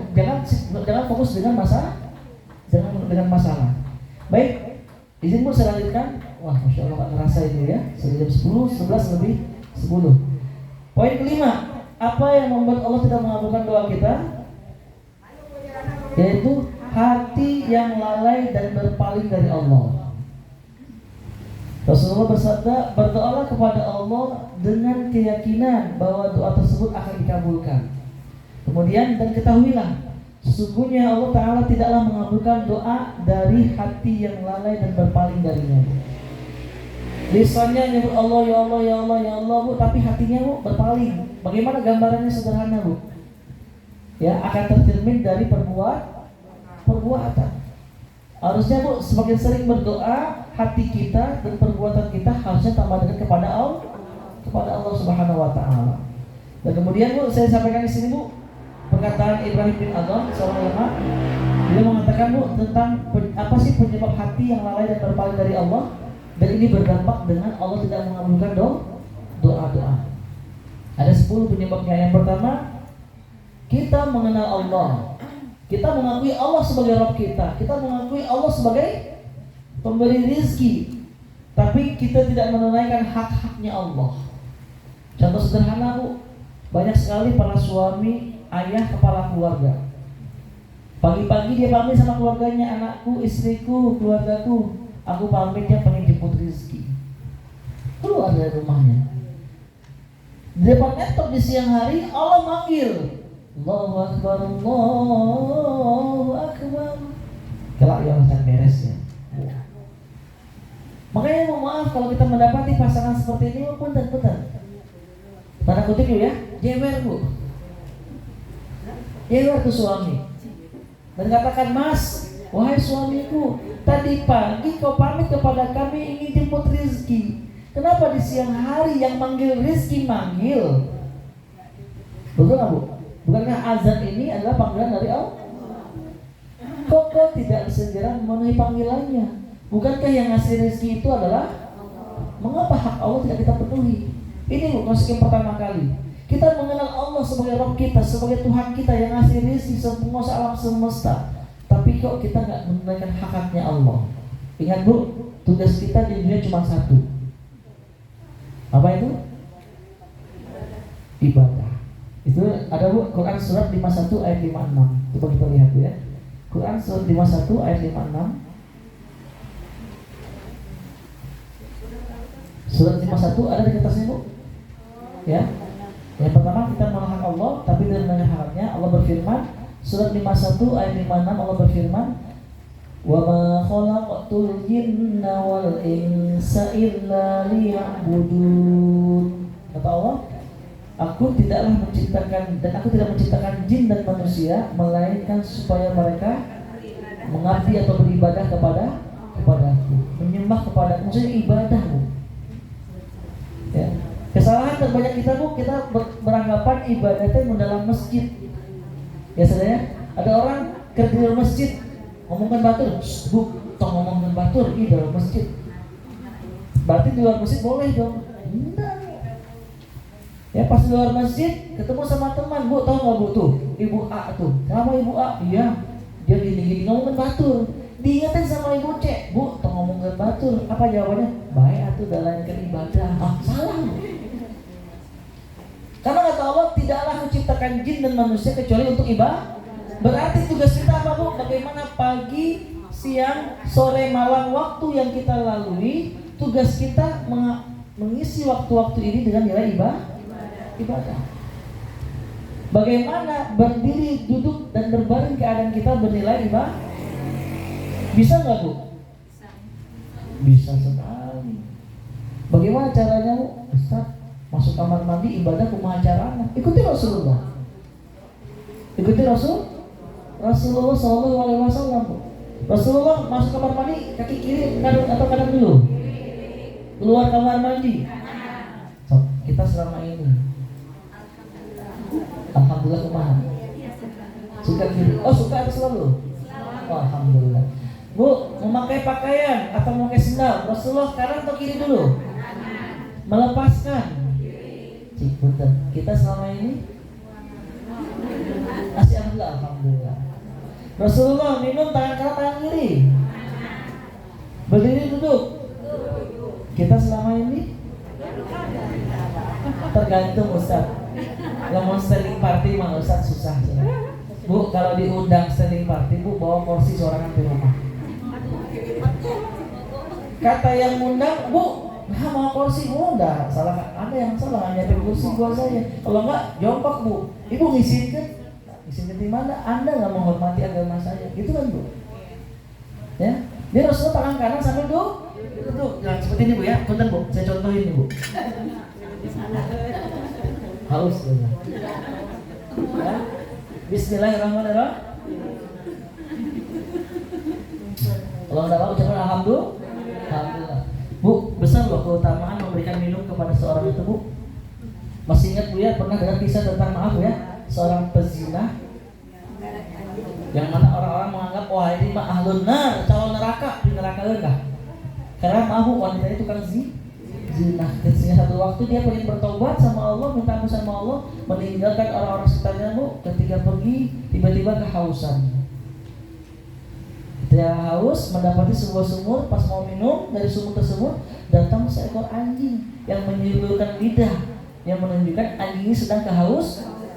Ini Bu, wanita tersebut memberikan minum kepada seekor anjing. Kata Nabi Bu, ini wanita yang ahli zina, calon surga. Ingat Bu ya, dia udah tobat loh. Ya Bu, ngasih minum anjing aja masuk surga, apalagi ngasih minum tuh nanti saja. Tapi ingat Bu, bukan berarti wah ngasih minum anjing surga, masih dan enggak, tapi dia sudah taubat. Ingat Bu, syarat taubat itu luar biasa dalam agama kita Bu ya. Surat lalu dalam surat apa itu katakan Bu? Az-Zumar 39, 53, 54, 55. Karena Bu, taubat itu bukan berarti berhenti saja, tidak. Ya Bu, karena ada sahabat-sahabat kita Bu dalam lapas kan aktivitasnya dalam penjara Bu sering. Saya itu mohon maaf sebelumnya Bu, saya selalu residivis. Residivisnya apa Bu? Residivis orang yang keluar masuk penjara. Saya pun sering keluar masuk penjara Bu ya. Tapi maaf, satu saya bukan sebagai tahanan, tapi ngisi kajian dalam lapas-lapas Bandung. Saya pernah didatangi oleh salah seorang narapidana. Ustaz, alhamdulillah saya taubat. Senang saya dengarnya. Akhirnya saya tanya, Pak, kumaha sholatna? Eta masalah nata. Saya tinggal taubat, gestara nginum deui cenah. Saya mikir, heret nginum kumaha dalam penjara dan gak ada fasilitas. Saya tanya, kumaha sholatna? Eta masalah nata. Kumaha ngaji? Eta masih males tak. Pak, punten, kata Allah Bapak belum taubat. Luas. Kok bisa tak? Iya. Coba deh buka Quran surat 25 atasnya. Al-Furqan ada, surat Az-Zumar 39 ayat. Dibuka ayat tersebut, ini kata Allah. Orang yang bertobat itu dia pertama meninggalkan, kemudian kedua beriman, ketiga beramal soleh. Allah mengatakan fa innahu yatubu ilallahi mataba. Itulah orang yang bertobat dengan sebenarnya taubat. Wan ayeuna tobat ninggalkeun sholat itu belum tobat ya. Ini paling penting loh Bu ya. Ustaz, alhamdulillah saya tobat. Nah, nestara sudah gak pernah ke klub malam lagi. Punten Bu, tapi can ditiung can tobat. Nah Bu ya, belum tobat. Karena tobat itu betul berhenti, kemudian dia harus beramal soleh. Makanya diperkuat Quran surat 53 Surat 39 Az-Zumar ayat 53, 54, 55. Ini ayat familiar Bu. Qul ya ibadiyalladzina asrafu ala anfusihim la taqnatu min rahmatillah. Innallaha yaghfirudz dzunuba jami'a. Kata Allah Bu, katakanlah wahai Muhammad, wahai hamba-hambaku yang melampaui batas, jangan berputus asa dari rahmat Allah. Sesungguhnya Allah mengampuni seluruh dosa-dosa manusia. Tapi cukup enggak kita bertobat saja? Enggak cukup kata Allah. Makanya ayat 54 Allah mengatakan, maka kembalilah kalian kepada Allah, wanibu ila rabbikum wa aslimulah, dan berserah dirilah kepadanya. Masuk Islam secara tong siga artis Bu, nggak semua artis tapi ada artis Bu. Di luar Ramadan mah dibuka, pas Ramadan ditiung ting. Wah Bu, kenapa ditiung? Mohon, lamun teu ditiung mah moal payu cenah. Betul kan seperti itu? Karena kan artis kalau ngapain dulu, Ramadan moal di makan laku. Kalau enggak pas mau nikah ditiung, beres nikah, bang, uga deui. Uga masalah cerai, tiung deui. Kafah, udkhulu fis silmi kafah kata Allah. Wahai orang beriman, masuk Islam secara yang pertama kembali kepada Allah, kedua masuk Islam secara menyeluruh. Kemudian ayat 55-nya Allah mengatakan wattabi'u, ikutilah Al-Qur'an, petunjuk Al-Qur'an.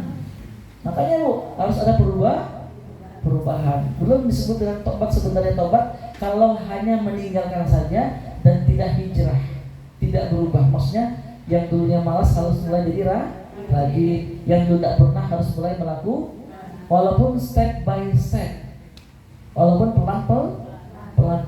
Contoh Bu, kira-kira Bu, di hadapan kita kan seringkali Bu ya, orang yang hari ini minus 100, minus 10 dengan dapat nilai 10, bagusan mana Bu? Nah Bu, maaf bisa lupa ada spidol ya. Betul Bu Santi, baru Bu Santi nah ini ya. Maaf Bu, ini si A poinnya 10, si B minus 10.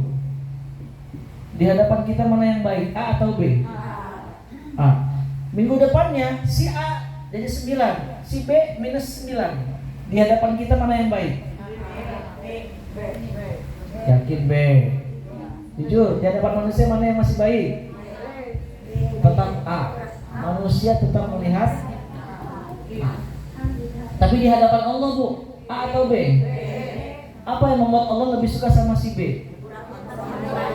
Nah ini Bu, konsep kehidupan Bu. Makanya kita hari ini harus lebih baik daripada hari kemarin. Makanya saya cukup banyak aneh Bu ya, maaf, banyak status di tanggal 1 Januari itu Bu. Ya dari tanggal 31 Desember sudah ya Allah. Apa doa mereka Bu, harapannya Bu? Mudah-mudahan 2022 lebih baik daripada 2021. Saya pengen jewer mereka Bu. Kenapa jewer? Kemarin baik, subuh udah telat Bu. Di mana kebaikan ketika kita mulai memijak di tahun 2002 awal ini Bu? Tahajud itu anggar kene si kamari. Boro tahajud subuhna. Di mana kebaikan? Ustaz maksudnya usaha, minta dunia, istidroj, hati-hati. Ya harusnya Bu ketika di penghujung Ramadan, penghujung akhir tahunmu, ya sama kan seperti hari biasa. Kalaupun kita pengen ada perubahan ya udah bismillah. Pada Isya langsung tidur, kemudian jam 2 bangun. Gelar sajadah, bermuhasabah ya Rob. Dari akhir balik sampai akhir 2021 kemarin ya Allah ampuni hamba ya Allah. Telah banyak waktu yang Kau berikan, tapi kami lalai ibadah kepadamu. Oh itu bagus. Harapannya oke, tapi actionnya itu yang terjadi itu lah Bu. Wah, subhanallah, mengerikan lah Bu ya kejadian-kejadian kemarin Bu. Maaf kita nggak bahas lebih dahulu. Tapi intinya Bu, lihat ini semua, Allah lebih senang sama si B daripada sama A. Kalau kacamata manusia Bu, nggak bisa dipungkiri, maaf. Ibu jangan ngomong B Bu, saya nggak yakin Bu. Pasti tetap yang 9, masih ada kebaikan Ustaz. Tapi kalau di hadapan Allah Bu, yang 9 minus 9 lebih baik. Apa? Karena udah mulai ada perubahan menuju lebih baik. Kalau si A penurunan, betul Bu? Walaupun mungkin baik, tapi Allah lebih senang sama si B. Sedang mulai ada perubahan, masya Allah. Ya Bu ya, ini yang pertama Bu, makanya kalau pengen penyebab hati lalai kepada Allah, hak-haknya Allah Bu, penuhi. Apa haknya Allah? Diibadahi, ditaati. Baik, penyebab kedua kata Ibrahim bin Adham, kita merasa telah mencintai Rasulullah, ngaku cinta Rasulullah, ngaku umat Rasulullah, tapi ternyata kita sering meninggalkan sunnah-sunnah Rasulullah SAW. Seperti halnya tadi Bu ya, punten, makannya masih tangan kiri sambil berdiri, bahkan ada yang lari. Ya Bu ya. Kemudian apalagi Bu, sunnah Rasul tadi Bu, masalah sederhana ya, masalah masuk kamar mandi berpakaian, ini sunnah, betul nggak Bu? Kemudian sunnah Nabi yang sering ditinggalkan itu Bu, apa Bu? Memulai aktivitas dengan basmalah, ini sunnah Bu. Mengapa punten maaf, banyak orang-orang cantik di luar sana Bu, tapi akhlaknya buruk karena meninggalkan sunnah. Apa sunnah yang ditinggalkan Bu? Ketika bercermin, ngaca Bu. Lebih sering Bu pas ngaca Bu, aduh ya Allah, meninggal istri, hidung saya pancuan. Sunnah Nabi ditinggalkan berdoa. Apa doa Nabi Bu? Allahumma kama hasanta khalqi fa hasin khuluqi. Allahu Akbar. Berdoa kita Bu, ya Allah ya Rabb, sebagaimana telah kau baguskan ciptaan hambamu ini ya Allah, yang cantik wajahnya, yang rupawan, tolong ya Allah baguskanlah akhlakku. Kita minta juga sama Allah agar memberikan akhlak. Tapi gimana ada kebaikan akhlak, kita nggak pernah minta sama Allah. Ketika bercermin, muji deui. Wah, subhanallah. Lupa sama sang pencipta. Jadi Bu, di antara sunnah yang ditinggalkan tadi Bu, memulai aktivitas dengan apapun aktivitasnya Bu. Ini cerminan kita ingat kepada Allah Subhanahu Wa Taala. Jadi Bu, yang kedua, ngaku sebagai umat Nabi, cinta sama Nabi, tapi tidak mengamalkan sunnah. Ini bisa menjadi penyebab akhirnya hati kita nggak ingat kepada Allah. Kemudian mengapa? Karena Bu ingat, mengikuti Nabi ini hakikatnya kita sedang mencintai Allah Subhanahu Wa Taala. Surat 3 ayat 31 Allah berfirman, "Qul in kuntum tuhibbunallaha fattabi'uni." Allah berfirman, katakanlah Muhammad, jika kamu mencintai Allah, ikutilah aku. Jadi Bu, kalau kita ingin menunjukkan cinta kepada Allah, syaratnya apa? Mengikuti Rasulullah. Jaminannya apa Bu? Pertama, Allah akan cinta. Yang kedua, Allah akan mengampuni dosa-dosa kita semua. Baik, poin ketiga, apa kata Ibrahim bin Adham yang membuat hati terlalai kepada Allah sehingga tidak dijabah? Kita sering membaca Quran tapi tidak mengamalkannya. Ini hati-hati juga Bu. Ya. Kira-kira Bu yang sering baca Quran apakah orang beriman saja? Orang Islam Bu ada? Jangan orang Islam Bu, orang kafir juga ada yang baca Quran. Tapi apa yang membedakan keimanan sama kekufuran? Orang beriman mengamalkannya, orang yang tidak beriman cuma membacanya walaupun membaca Quran keutamanya besar. Satu huruf bernilai 10 pahala, 10 kebaikan. Bismillahirrahmanirrahim. Seberapa huruf? 18 kali 10. Bayangin Bu. Dapat pahala. Tapi kan bukan itu yang Allah inginkan, tapi mengamalkan apa yang kita baca. Makanya Ibu maaf ya para awajis yang ada di sini, setelah kita pahami, baca, amalkan Bu. Ya, amalkan. Dengan begitu insya Allah Allah akan mengabulkan doa-doa kita semua. Kemudian yang keempat, kata Ibrahim bin Adham, kita sering menyantap nikmat Allah Subhanahu Wa Taala, rezeki Allah ya Bu, makanan kita makan, fasilitas rumah, kendaraan kita nikmati, tapi kita tidak bersyukur kepada Allah Subhanahu Wa Taala. Hati-hati Bu, makanya saya kaitkan dengan Quran surat Ibrahim 14 ayat 7. La in syakartum la azidannakum wa la in kafartum. Karena Allah berjanji Bu, kalau kalian bersyukur pasti kutambahkan kenikmatan, pasti. Ibu ingat, Allah tidak mungkin ingkar janji. Walain kafartum, tapi kalau kalian kufur nikmat, tidak mau bersyukur, Allah mengancam inna azabi lasyadid, sesungguhnya azabku sangatlah. Maka tak mungkin Bu Allah mengabulkan doa-doa orang yang tidak bersyukur, karena Allah menjamin mereka azab. Karena Allah mengancam orang yang tidak bersyukur dengan azab. Adapun seandainya apa yang dia ingin terkabulkan, sudah barang tentu itu bukan bagian dari rahmat Allah. Bisa jadi itu bagian dari azab Allah Subhanahu wa Ta'ala. Kemudian yang kelima, kata Ibrahim bin Adham, kita memandang setan sebagai musuh. Sering Bu kita akui setan itu musuh. Tapi jadi masalah Bu, kok kita sering mengikuti setannya. Contoh, Bu, Allahu Akbar. Wah, lagi nonton TV. Kira-kira apa kita kata bisir setan Bu? Demi Allah, setan tak mungkin mengatakan Bu, stop heula, ayo sholat. Tak mungkin. Nggak mungkin. Tapi apa kata setan bu? Tanggung, cari iklan. Betul nggak bu? Ini hati-hati bu. Dan benar, makanya hati-hati kata Allah dalam surat Ibrahim ayat 28, ya ayyuhallazina amanu udkhulu fis-silmi kafah. Ibu ayat ini saya bahas sedikit ya. Wahai orang beriman kata Allah, masuklah ke dalam agama Islam secara kafah, menyeluruh, jangan setengah-setengah. Jangan pagi beriman, siang beriman, sore lupa. Ada yang seperti itu bu? Ada kan? Makanya timbul istilah itu STMJ. STMJ itu bu? STMJ itu kan STMJ susu telur madu. Sholat terus tapi maksiat masih kene jangan. Baik dah, Allah Maha Pengampun. Sholatnya maksiat deh, nggak bisa bu. Berarti nggak secara menyeluruh. Maka Allah mengatakan wala tattabi'u khutuwati syaitan. Jangan kalian ikuti langkah-langkah setan karena innahu lakum aduwwun mubin. Sesungguhnya setan itu musuh yang nyata bagimu. Nggak tampak tapi musuhnya setan sebenarnya. Hati-hati bu ya. Dan di antara tanda-tanda sebagai partner setan, CS setan, pengikut setan adalah orang yang jauh dari Al-Quran. Masih apa bu? Quran surat lupa. Surat 43 Al-Ahzab ayat 36. Surat 43 ayat 36. Hati-hati bu, di sini Allah menganti-wanti kita.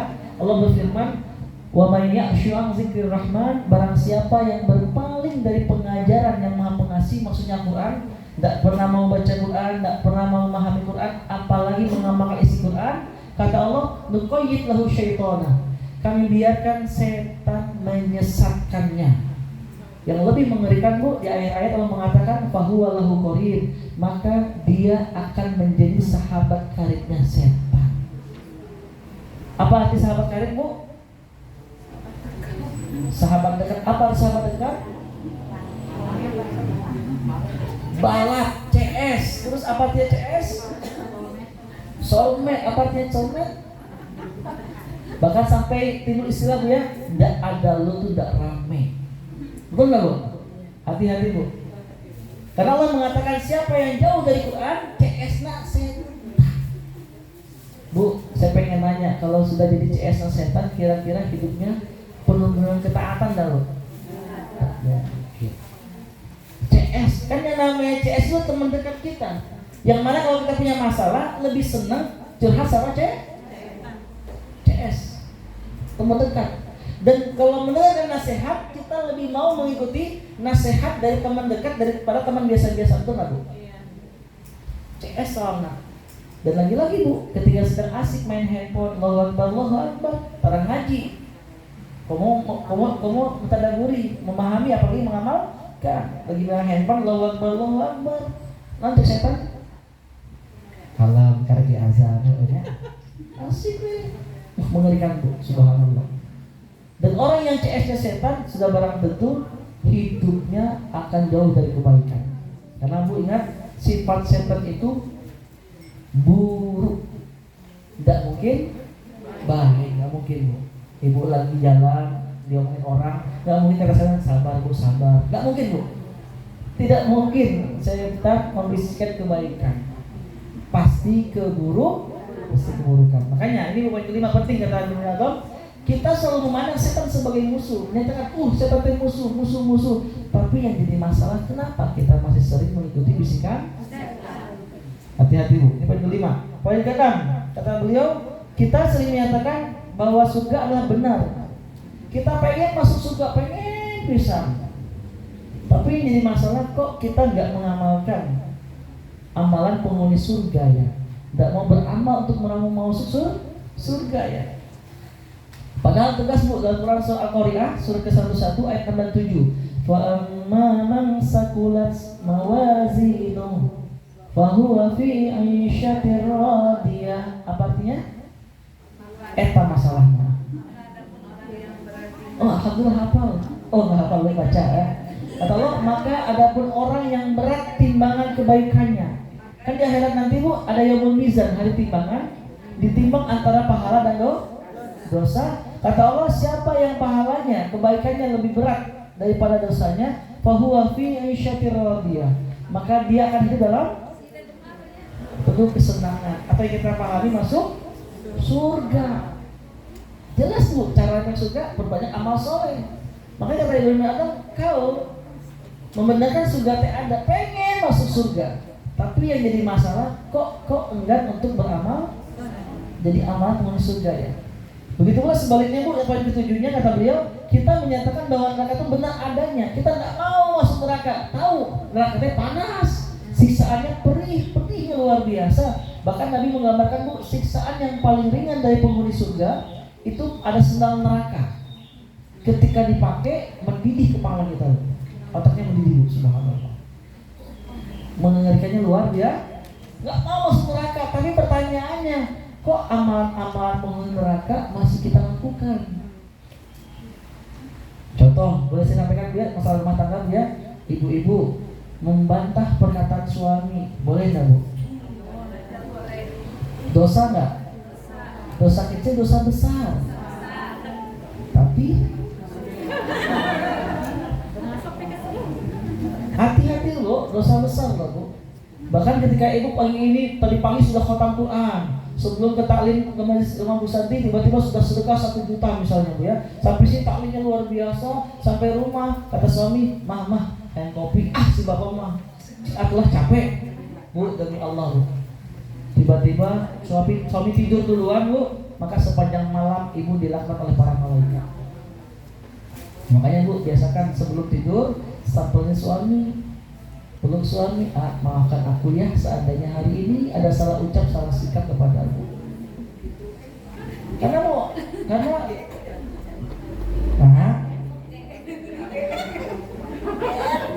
DR misalnya DR suami lah Ibu, karena jalan menuju surga itu membahagiakan suami Bu. Izin saya bahas sedikit nih Bu, karena Ibu memperdalam lebih jauh lagi. Ibu, sebelum menikah ya, yang perlu kita taati pertama adalah Allah, kedua Rasul, ketiga orang tua. Ini buat para wanita Bu ya. Dan laki-laki juga sama Bu. Tapi setelah menikah, maaf Bu, buat laki-laki dia satu-satunya jadi suami bagi suami istrinya. Pertama Allah, kedua Rasul, ketiga orang tua. Tapi buat wanita setelah dia menikah, pertama Allah, kedua Rasul, ketiga suaminya. Suami Bu, orang tua nomor punten Bu, Ustaz abong-abong laki Ustaz. Itu yang masalahnya abong laki Bu. Karena itu Rasul menetapkan Bu. Makanya Bu, ada jalan menuju pintu surga kata Nabi Bu. Kita bisa, bukan kita, ibu-ibu, saya mau enggak. Ini berlaku buat para wanita soalnya kata Rasulullah. Bisa masuk pintu surga manapun yang kita mau. Ada berapa pintu surga Bu? 8. Hayat Firdaus, boleh enggak? Dari manapun kata Nabi Bu. Syaratnya Bu sederhana. Pertama, sholat 5 waktu jangan pernah tinggalkan Bu. Subuh 2, zuhur 4, asar 4, maghrib 3, isya 4. Ustaz rawatib kumaha adalah bonus. Kalau mau silakan, kalau enggak apa-apa. Itu bonus. Ustaz saum sholat tahajud bonus mah enggak? Itu yang pertama kata Nabi. Yang kedua, dan Bu ya, dan bukan atau tapi dan yang kedua yaitu apa itu? Itu saum Ramadan. Laksanakan. Ternyata tiba-tiba maaf Bu, berhalangan kita 5 hari, 4 hari, 1 minggu wajib diqadha. Adapun saum 6 hari Ramadan bonus. Saum Senin Kamis bonus. Maka silakan, kalau enggak apa-apa. Ini yang kedua. Pertama salat 5 waktu dan saum Ramadan. Tapi tetap kalau ada yang bocor qadha wajib diganti. Yang ketiga Bu, berarti mudah-mudahan yang pertama salat, yang kedua saum, yang ketiga kata Nabi adalah taat kepada suami. Ayat taklim Mas, izin balik pengajian temunang mah baturan saya di rumah. Demi Allah Bu, Ibu wajib di rumah. Tong cemberut Mas mah. Untuk ilmu Mas, tetap Bu. Perkataan suami tetap dipenuh. Beda halnya ketika sholat 5 waktu yang diwajibkan dia 5 waktu. Ketika Mas mau sholat dulu, waktunya masih mepet lagi, kita suami tidak boleh sholat, kamu tidak boleh sholat, maka kita berhak untuk menolaknya. Tapi untuk taklim tetap Bu, suami nomor 1 daripada taklim. Bayangin Bu, Mas harap saum sunnah, enjing kemis mangga. Dan saum siang-siang suami pulang kerja, mah punten ke kamar yuk. Ke saum, nah tetap Bu. maka wajib batalkan saum penuh. Alhamdulillah. Jadi bu, suami nomor kecuali yang menentang syariat. Contoh suami menolak kita menutup aurat, maka ibu berhak untuk menolak. Makanya bu, ketika 3 hal ini kata Nabi kita penuhi demi Allah, kata Nabi loh ini dia, maka kita bisa masuk surga dari pintu manapun yang kita inginkan. Mudah bu? Ustaz, 1 2 mah mudah pisan. Tapi karena itu Ustaz, ada yang kan, Ustaz, suami seperti apa yang perlu kita taati? Sebenci apa dia sama suaminya sampai ya. Ibu, selama suami kita tidak menentang syariat, melanggar syariat, wajib bu. Wajib ya. Ke saum tiba-tiba, mah hayang ngopi, bikin kopi, mah minum dikit teh buat aku nih, batalin ya. Tapi Ustaz kumaha hayang saum, makanya penting buat kita juga mendoakan suami. Misalnya karena suami tidak paham ilmu agama, kita sudah paham, doakan bu, ya Allah ya Rabb, pahamkanlah suamiku terhadap ilmu agama, sehingga apa yang terjadi, dia paham. Mas besok saum ya, ya. Ketika siang-siang dia mau pengen, aduh kasihan istri lagi saum, dibiarkan. Tapi kita kenapa? Mas, temenin saya. Doakan kebaikan buat masa penting bu ya. Kebaikannya apa bu? Jangan masalah jabatan unggul, tong masalah rezeki unggul, tapi masalah kebaikan ilmu agama. Dengan ilmu agama bu pasti bahagia dunia akhirat insya Allah. Baik bu, maaf ini waktunya mepet ya, punten. Sedikit lagi bu. Ini yang ketiga ke-7 tadi bu ya. Tadi yang ke-7 kita menentang nggak mau masuk neraka, tapi kok pertanyaannya masih sering beramal amalan menuju neraka bu ya. Kemudian yang ke-8 kata beliau, kita menyatakan bahwa kematian adalah sesuatu yang hak, pasti terjadi, tapi ternyata kita tidak bersiap-siap dan tidak bersedia menyambut kedatangannya. Ibu, siapa yang tahu kapan mati angkat tangannya? Siapa di antara kita yang tahu di mana kita mati angkat tangannya? Siapa yang tahu di antara kita dalam keadaan bagaimana kita mati? Tahu nggak bu? Menyebalkannya manusia, tidak tahu kapan mati, tidak tahu di mana mati, tidak tahu dalam keadaan bagaimana mati, tapi kok nggak mau mempersiapkan mati. Ya, ingat loh bu, mereka yang meninggal dunia itu bu, contoh yang kejadian pesawat Sriwijaya bu ya, yang jatuh teh, Sriwijaya Air pernah ya? Apa yang terjadi? Banyak bu ya, yang terakhir Sriwijaya Air kalau tidak salah. Itu tuh mereka semua seperti kita bu. Di bandara itu sekarang kan 2 jam lagi ketemu mama di Makassar kalau salah ya, di Makassar itu kalau salah. Ngumpulin hadiah buat mama, ini video, ma ini ya, sama seperti kita bu. Tapi apa yang terjadi? Dan mereka nggak tahu kapan mati. Seandainya tahu bu, maka mungkin mereka mau naik pesawat. Betul nggak? Betul? Apa dampaknya bu? Masya Allah, tiket penerbangan langsung turun, terjun payung. Saya masih ingat tante saya bu yang biasanya ke Padang itu dari Jakarta ke Padang itu 900 1 juta lebih, turun jadi 300. Tapi tetap peminatnya tidak ada. Ketika mereka ditanya, saya tanya, om kenapa nggak pesawat? Naik mobil aja lebih aman cuma bu. Takut mah? Bu saya pengen nanya, ada nggak orang yang meninggal di atas kasur bu? Banyak. Tapi pertanyaannya mengapa kita nggak takut untuk mendekati kasur? Kalau logika yang pakai bu, orang nggak mau naik pesawat karena nggak mau serem, kemarin kejadian orang mati di pesawat, betul? Covid, wah. Tapi ini banyak kasus terjadi bu, orang mati di atas kasurnya, tapi kok kita nggak malah, masih mesum mah ngeliatin. Makanya bu, ini poin penting bu, ya bahwasanya kita bakal mati, oleh karena itu mau tidak mau kita persiapkan kematian, ya. Poin penting dalam surat ini bu, Allah katakan dalam surat Al-Fajr ya 89 ayat 23 dan 24 ya, waji'a yauma idzin bi jahannam ya. Yauma idzin yatazakkaru insanu wa anna lahu dzikra. Dan pada hari itu diperlihatkanlah pada mereka neraka jahanam. Pada hari itu sadarlah manusia baru ngeh, tetapi tidak berguna lagi bagi kesadaran itu. Dan dia berkata, alangkah baiknya sekiranya dahulu aku mengerjakan kebaikan untuk hidupku selama di dunia. Tapi penyesalan artinya terakhir. Makanya bu, tentang kematian bu, persiapkan bu, karena setiap diri kita calon calon mati. Baik, nomor 9. Baik, setiap kali terjaga dari tidur, maksudnya Bu, selama aktivitas sehari-hari Bu, kita tuh seringkali sibuk dengan aib orang lain. Oh, ini Bu, hati-hati. Tapi tidak fokus dengan aib diri sendiri. Padahal Allah berfirman Bu ya, Quran surat 49 Al-Hujurat ayat 12, ya ayyuhallazina amanu ijtanibu katsiran minaz-zanni inna ba'daz-zanni ismu fala tajassasu wa la yaghtab ba'dukum ba'dhan ayuhibbu ahadukum ayyakula lahmi akhi maitan fakarihtumu. Kata Allah Bu, wahai orang-orang yang beriman, jauhilah oleh kalian berprasangka. Sesungguhnya sebagian prasangka itu adalah dosa, yaitu suuzon. Dan Allah melarang kita Bu, ya, pola tajassasu, dan jangan diantara kalian itu saling mencari kesalahan orang. Nggak boleh Bu. Tapi kita paling seneng, betul nggak Bu? Lihat ibu itu cikurangan naon, ciuman mah alus, subhanallah. Walayat tabadukum ba'do, kata Allah Bu, dan jangan diantara kalian membicarakan keburukan orang. Mencari tidak boleh, apalagi membicarakan Bu. Ingat Bu, jumhur ulama sepakat ketika ada ayat ataupun hadis yang ketika ada larangan diiringi dengan ancaman, itu maksudnya dosa besar. Karena Allah mengancam Bu, digambarkan orang yang gibah, istilah kita gibah Bu ya, itu seperti makan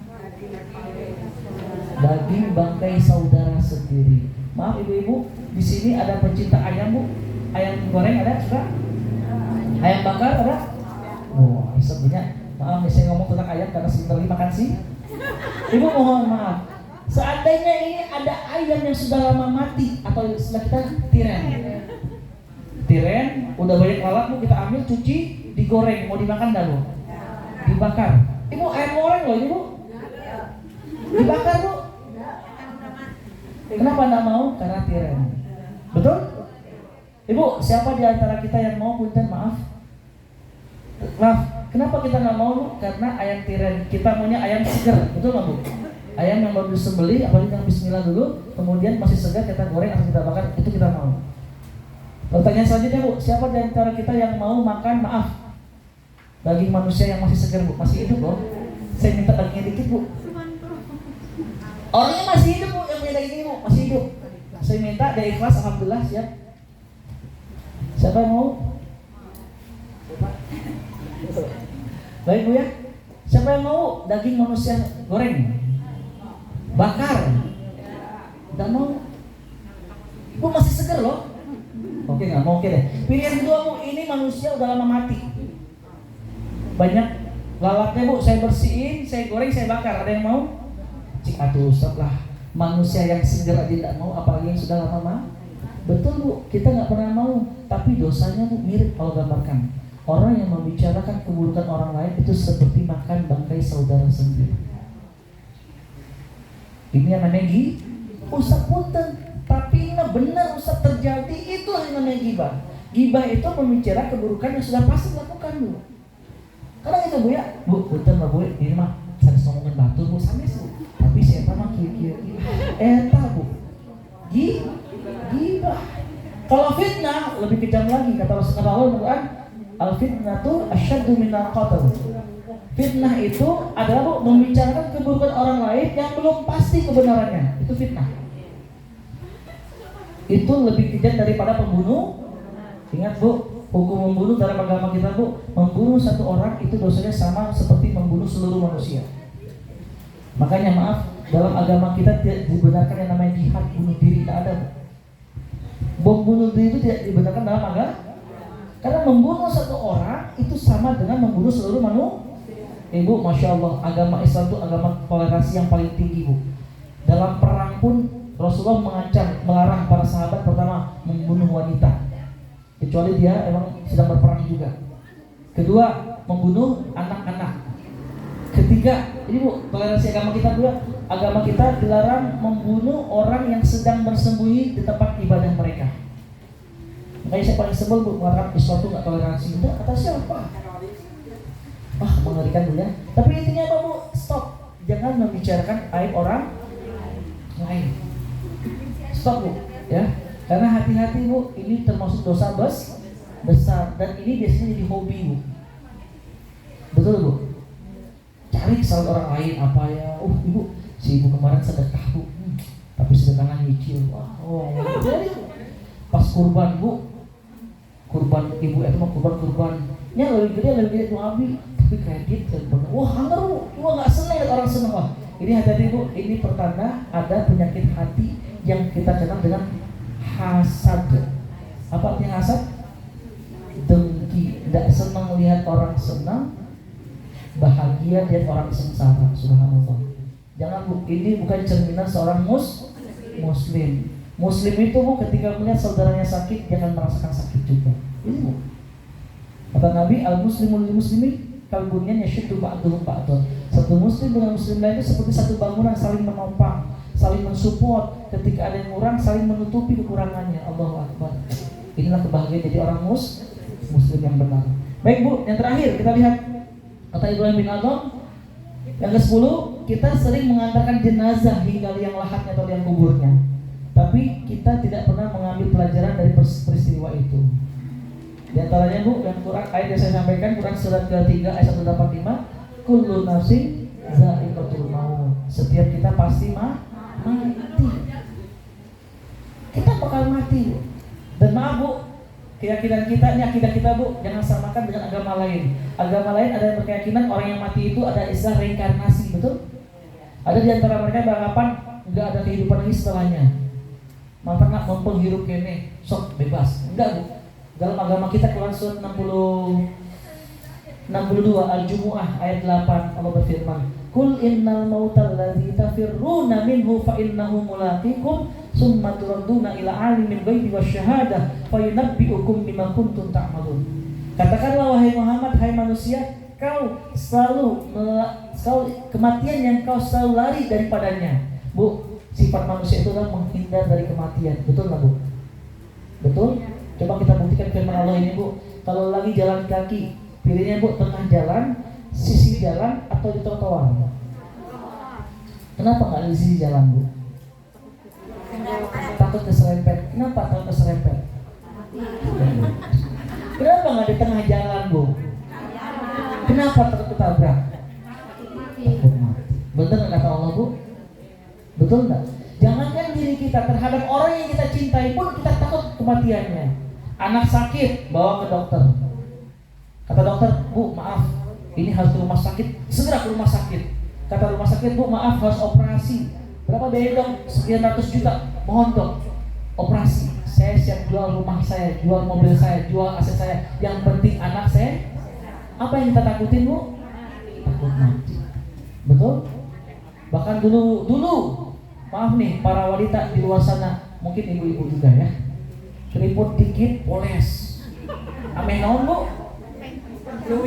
Ameh kenceng deh cina. Kenapa? Ustaz soalnya kalau sudah keriput-keriput kata orang-orang sudah tua.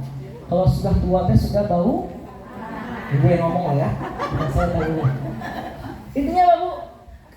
Kan image seperti itu. Sekarang dalam syarat mati kita harus tua. Padahal berapa banyak orang yang masih muda? Kalau saja kenal Ustaz Eka, ya. Itu kakak kelas saya dulu, Ustazah. Masya Allah masih mana? Allah Akbar ya. Dulu luar biasa bu, dan istri beliau itu satu angkatan sama saya dulu di Pajagalannya. Masih muda bu, meninggal dunia. Almarhum Mang Odet meninggal hari Jumat di masjid dalam keadaan taat sama Allah. Allah Akbar. Kalau kita beriman bu, iri bu, ya Allah kapan kita bisa mati seperti ini ya. Kalau ada pilihan, boleh ya namanya bunuh diri bu. Si Jadan mah pengen bunuh diri pada malam kenikmatannya besar loh kan, kata Rasulullah, man mata yaumul jum'ah aw lailatul jum'ah, barang siapa yang meninggal di malam Jumat atau pada hari Jumat, uqiya azabul qabr, akan terbebas dari siksa kubur. Ibu ingat bu, orang yang dijamin surga belum tentu terbebas dari siksa kubur. Bukan kata saya bu, Utsman bin Affan dijamin surga, tapi beliau sering menangis bu, kalau dalam kuburan nangis.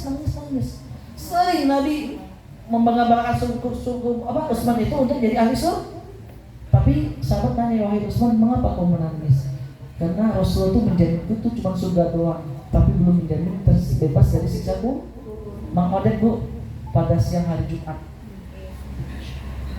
Jadi masya Allah. Jadi kalau boleh bunuh diri, sekarang kayak pada Jumat, betul bu? Tapi nggak boleh. Tugas kita ikhtiar terus untuk senantiasa berbuat baik dan mati dalam keadaan baik atau husnul khotimah. Makanya Bu, ambil pelajaran ketika ada yang meninggal dunia. Jangan seperti kebanyakan orang zaman sekarang Bu, mendengar berita saudaranya, temannya meninggal dunia, dia datang takziah. Tapi ketika jumpa sama teman lain, kadang ngobrolkan dunia. Cuk, kumaha bisnis. Alah, iya teh aya jenazah di dia teh. Ada jasad di sini teh. Mengapa nggak ambil pelajaran? Makanya Bu, mohon maaf di zaman Nabi Bu, kalau ada yang meninggal dunia, ketika di kerandanya Bu, tidak ada yang ngobrol. Bahkan maaf, nggak ada tahlil Bu. La ilaha illallah. Nggak ada. Maaf dikatakan loh Bu, di zaman Nabi. Ya sudah ya. Semuanya terdiam, menatap itu keranda sekali-kali, kemudian menunduk kepalanya. Ya Rob, ini janjimu, firmanmu ya Allah tentang kullu nafsin za'iqatul maut. Setiap makhluk yang bernyawa pasti mati. Mikir ya Allah, bagaimana persiapanku ya Allah. Sampai-sampai Imam Ghazali pernah berkata Bu, seandainya mayat yang kau tangisi, mungkin pasangan kita, mungkin anak cucu kita, keluarga kita, sahabat karib kita, sedihnya luar biasa. Kata beliau, seandainya mayat yang kau tangisi bisa berbicara dan menceritakan kepadamu tentang sakitnya sakaratul maut, niscaya kau akan pergi meninggalkan mayat ini dan mulai menangisi diri sendiri. Subhanallah. Saking sakitnya sakaratul maut. Insya Allah Bu, kita akan bahas tentang kehidupan setelah kematian di pertemuan selanjutnya Bu ya. Jadi ini ya Bu, alhamdulillah sudah masuk zuhur nih. 10 poin penting ini Bu, saya berharap jadi evaluasi buat kita semua. Inilah yang bisa berdampak terhadap hati kita lalai kepada Allah. Berdoa tapi maksiat jalan, jangan Bu. Teruslah kuatkan tenaga kita senantiasa menjadi hamba-hamba yang taat dalam beribadah dan hamba-hamba yang senantiasa menjauhkan diri dari larangan-larangan Allah Subhanahu wa Ta'ala. Alhamdulillah Bu. Sebelum kita tutup Bu, kita berdoa terlebih dahulu ya. Mungkin di antara keluarga kita ada yang sakit, sahabat kita ada yang sakit. Dan kebetulan Bu, mohon doanya nih putra yang ketiga saya Bu, dari hari Ahad kemarin diare ya, masih 3 tahun. Jadi cukup panik juga. Sebenarnya tadi malam deg-degan ini Bu ya, memastikan mudah-mudahan tidak lagi mencret. Alhamdulillah tadi enggak, tapi tadi pagi kontak sama istri masih diare, masih katanya. Tapi mohon doa dari semuanya Bu, siapapun yang sakit di antara kita Bu, mudah-mudahan Allah sembuhkan, amin. Allah jadikan rasa sakit yang dirasa sebagai penggugur dosa. Dan mudah-mudahan juga Allah angkat derajatnya jadi hamba-hamba yang mulia.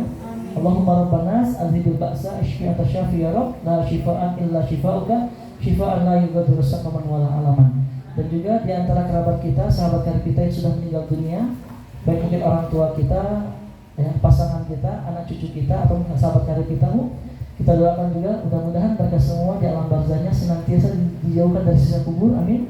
Dan dijadikan alam barzahnya sebagai taman-taman surga. Dan mudah-mudahan Allah pertemuan kita kembali di surganya di hari kelak, amin ya rabbal alamin. Allahumma ighfir lahum warhamhum wa'afihim wa'fu anhum, amin amin ya rabbal alamin. Itu saja mungkin yang dapat saya sampaikan. Ibu rahmatullah, saya minta maaf Bu kalau ada salah sikap, salah ucap. Dan mudah-mudahan banyak kebaikan yang kita dapatkan dari pertemuan yang singkat ini. Barakallahu fikum. Kita tutup saja. Ada pengumuman cukup ya, dengan doa kafaratul majlis bersama-sama. Subhanakallahumma wa bihamdika asyhadu an la ilaha illa anta astaghfiruka wa atubu ilaik. Sampai jumpa insyaallah Bu 2 minggu lagi. Assalamualaikum warahmatullahi wabarakatuh.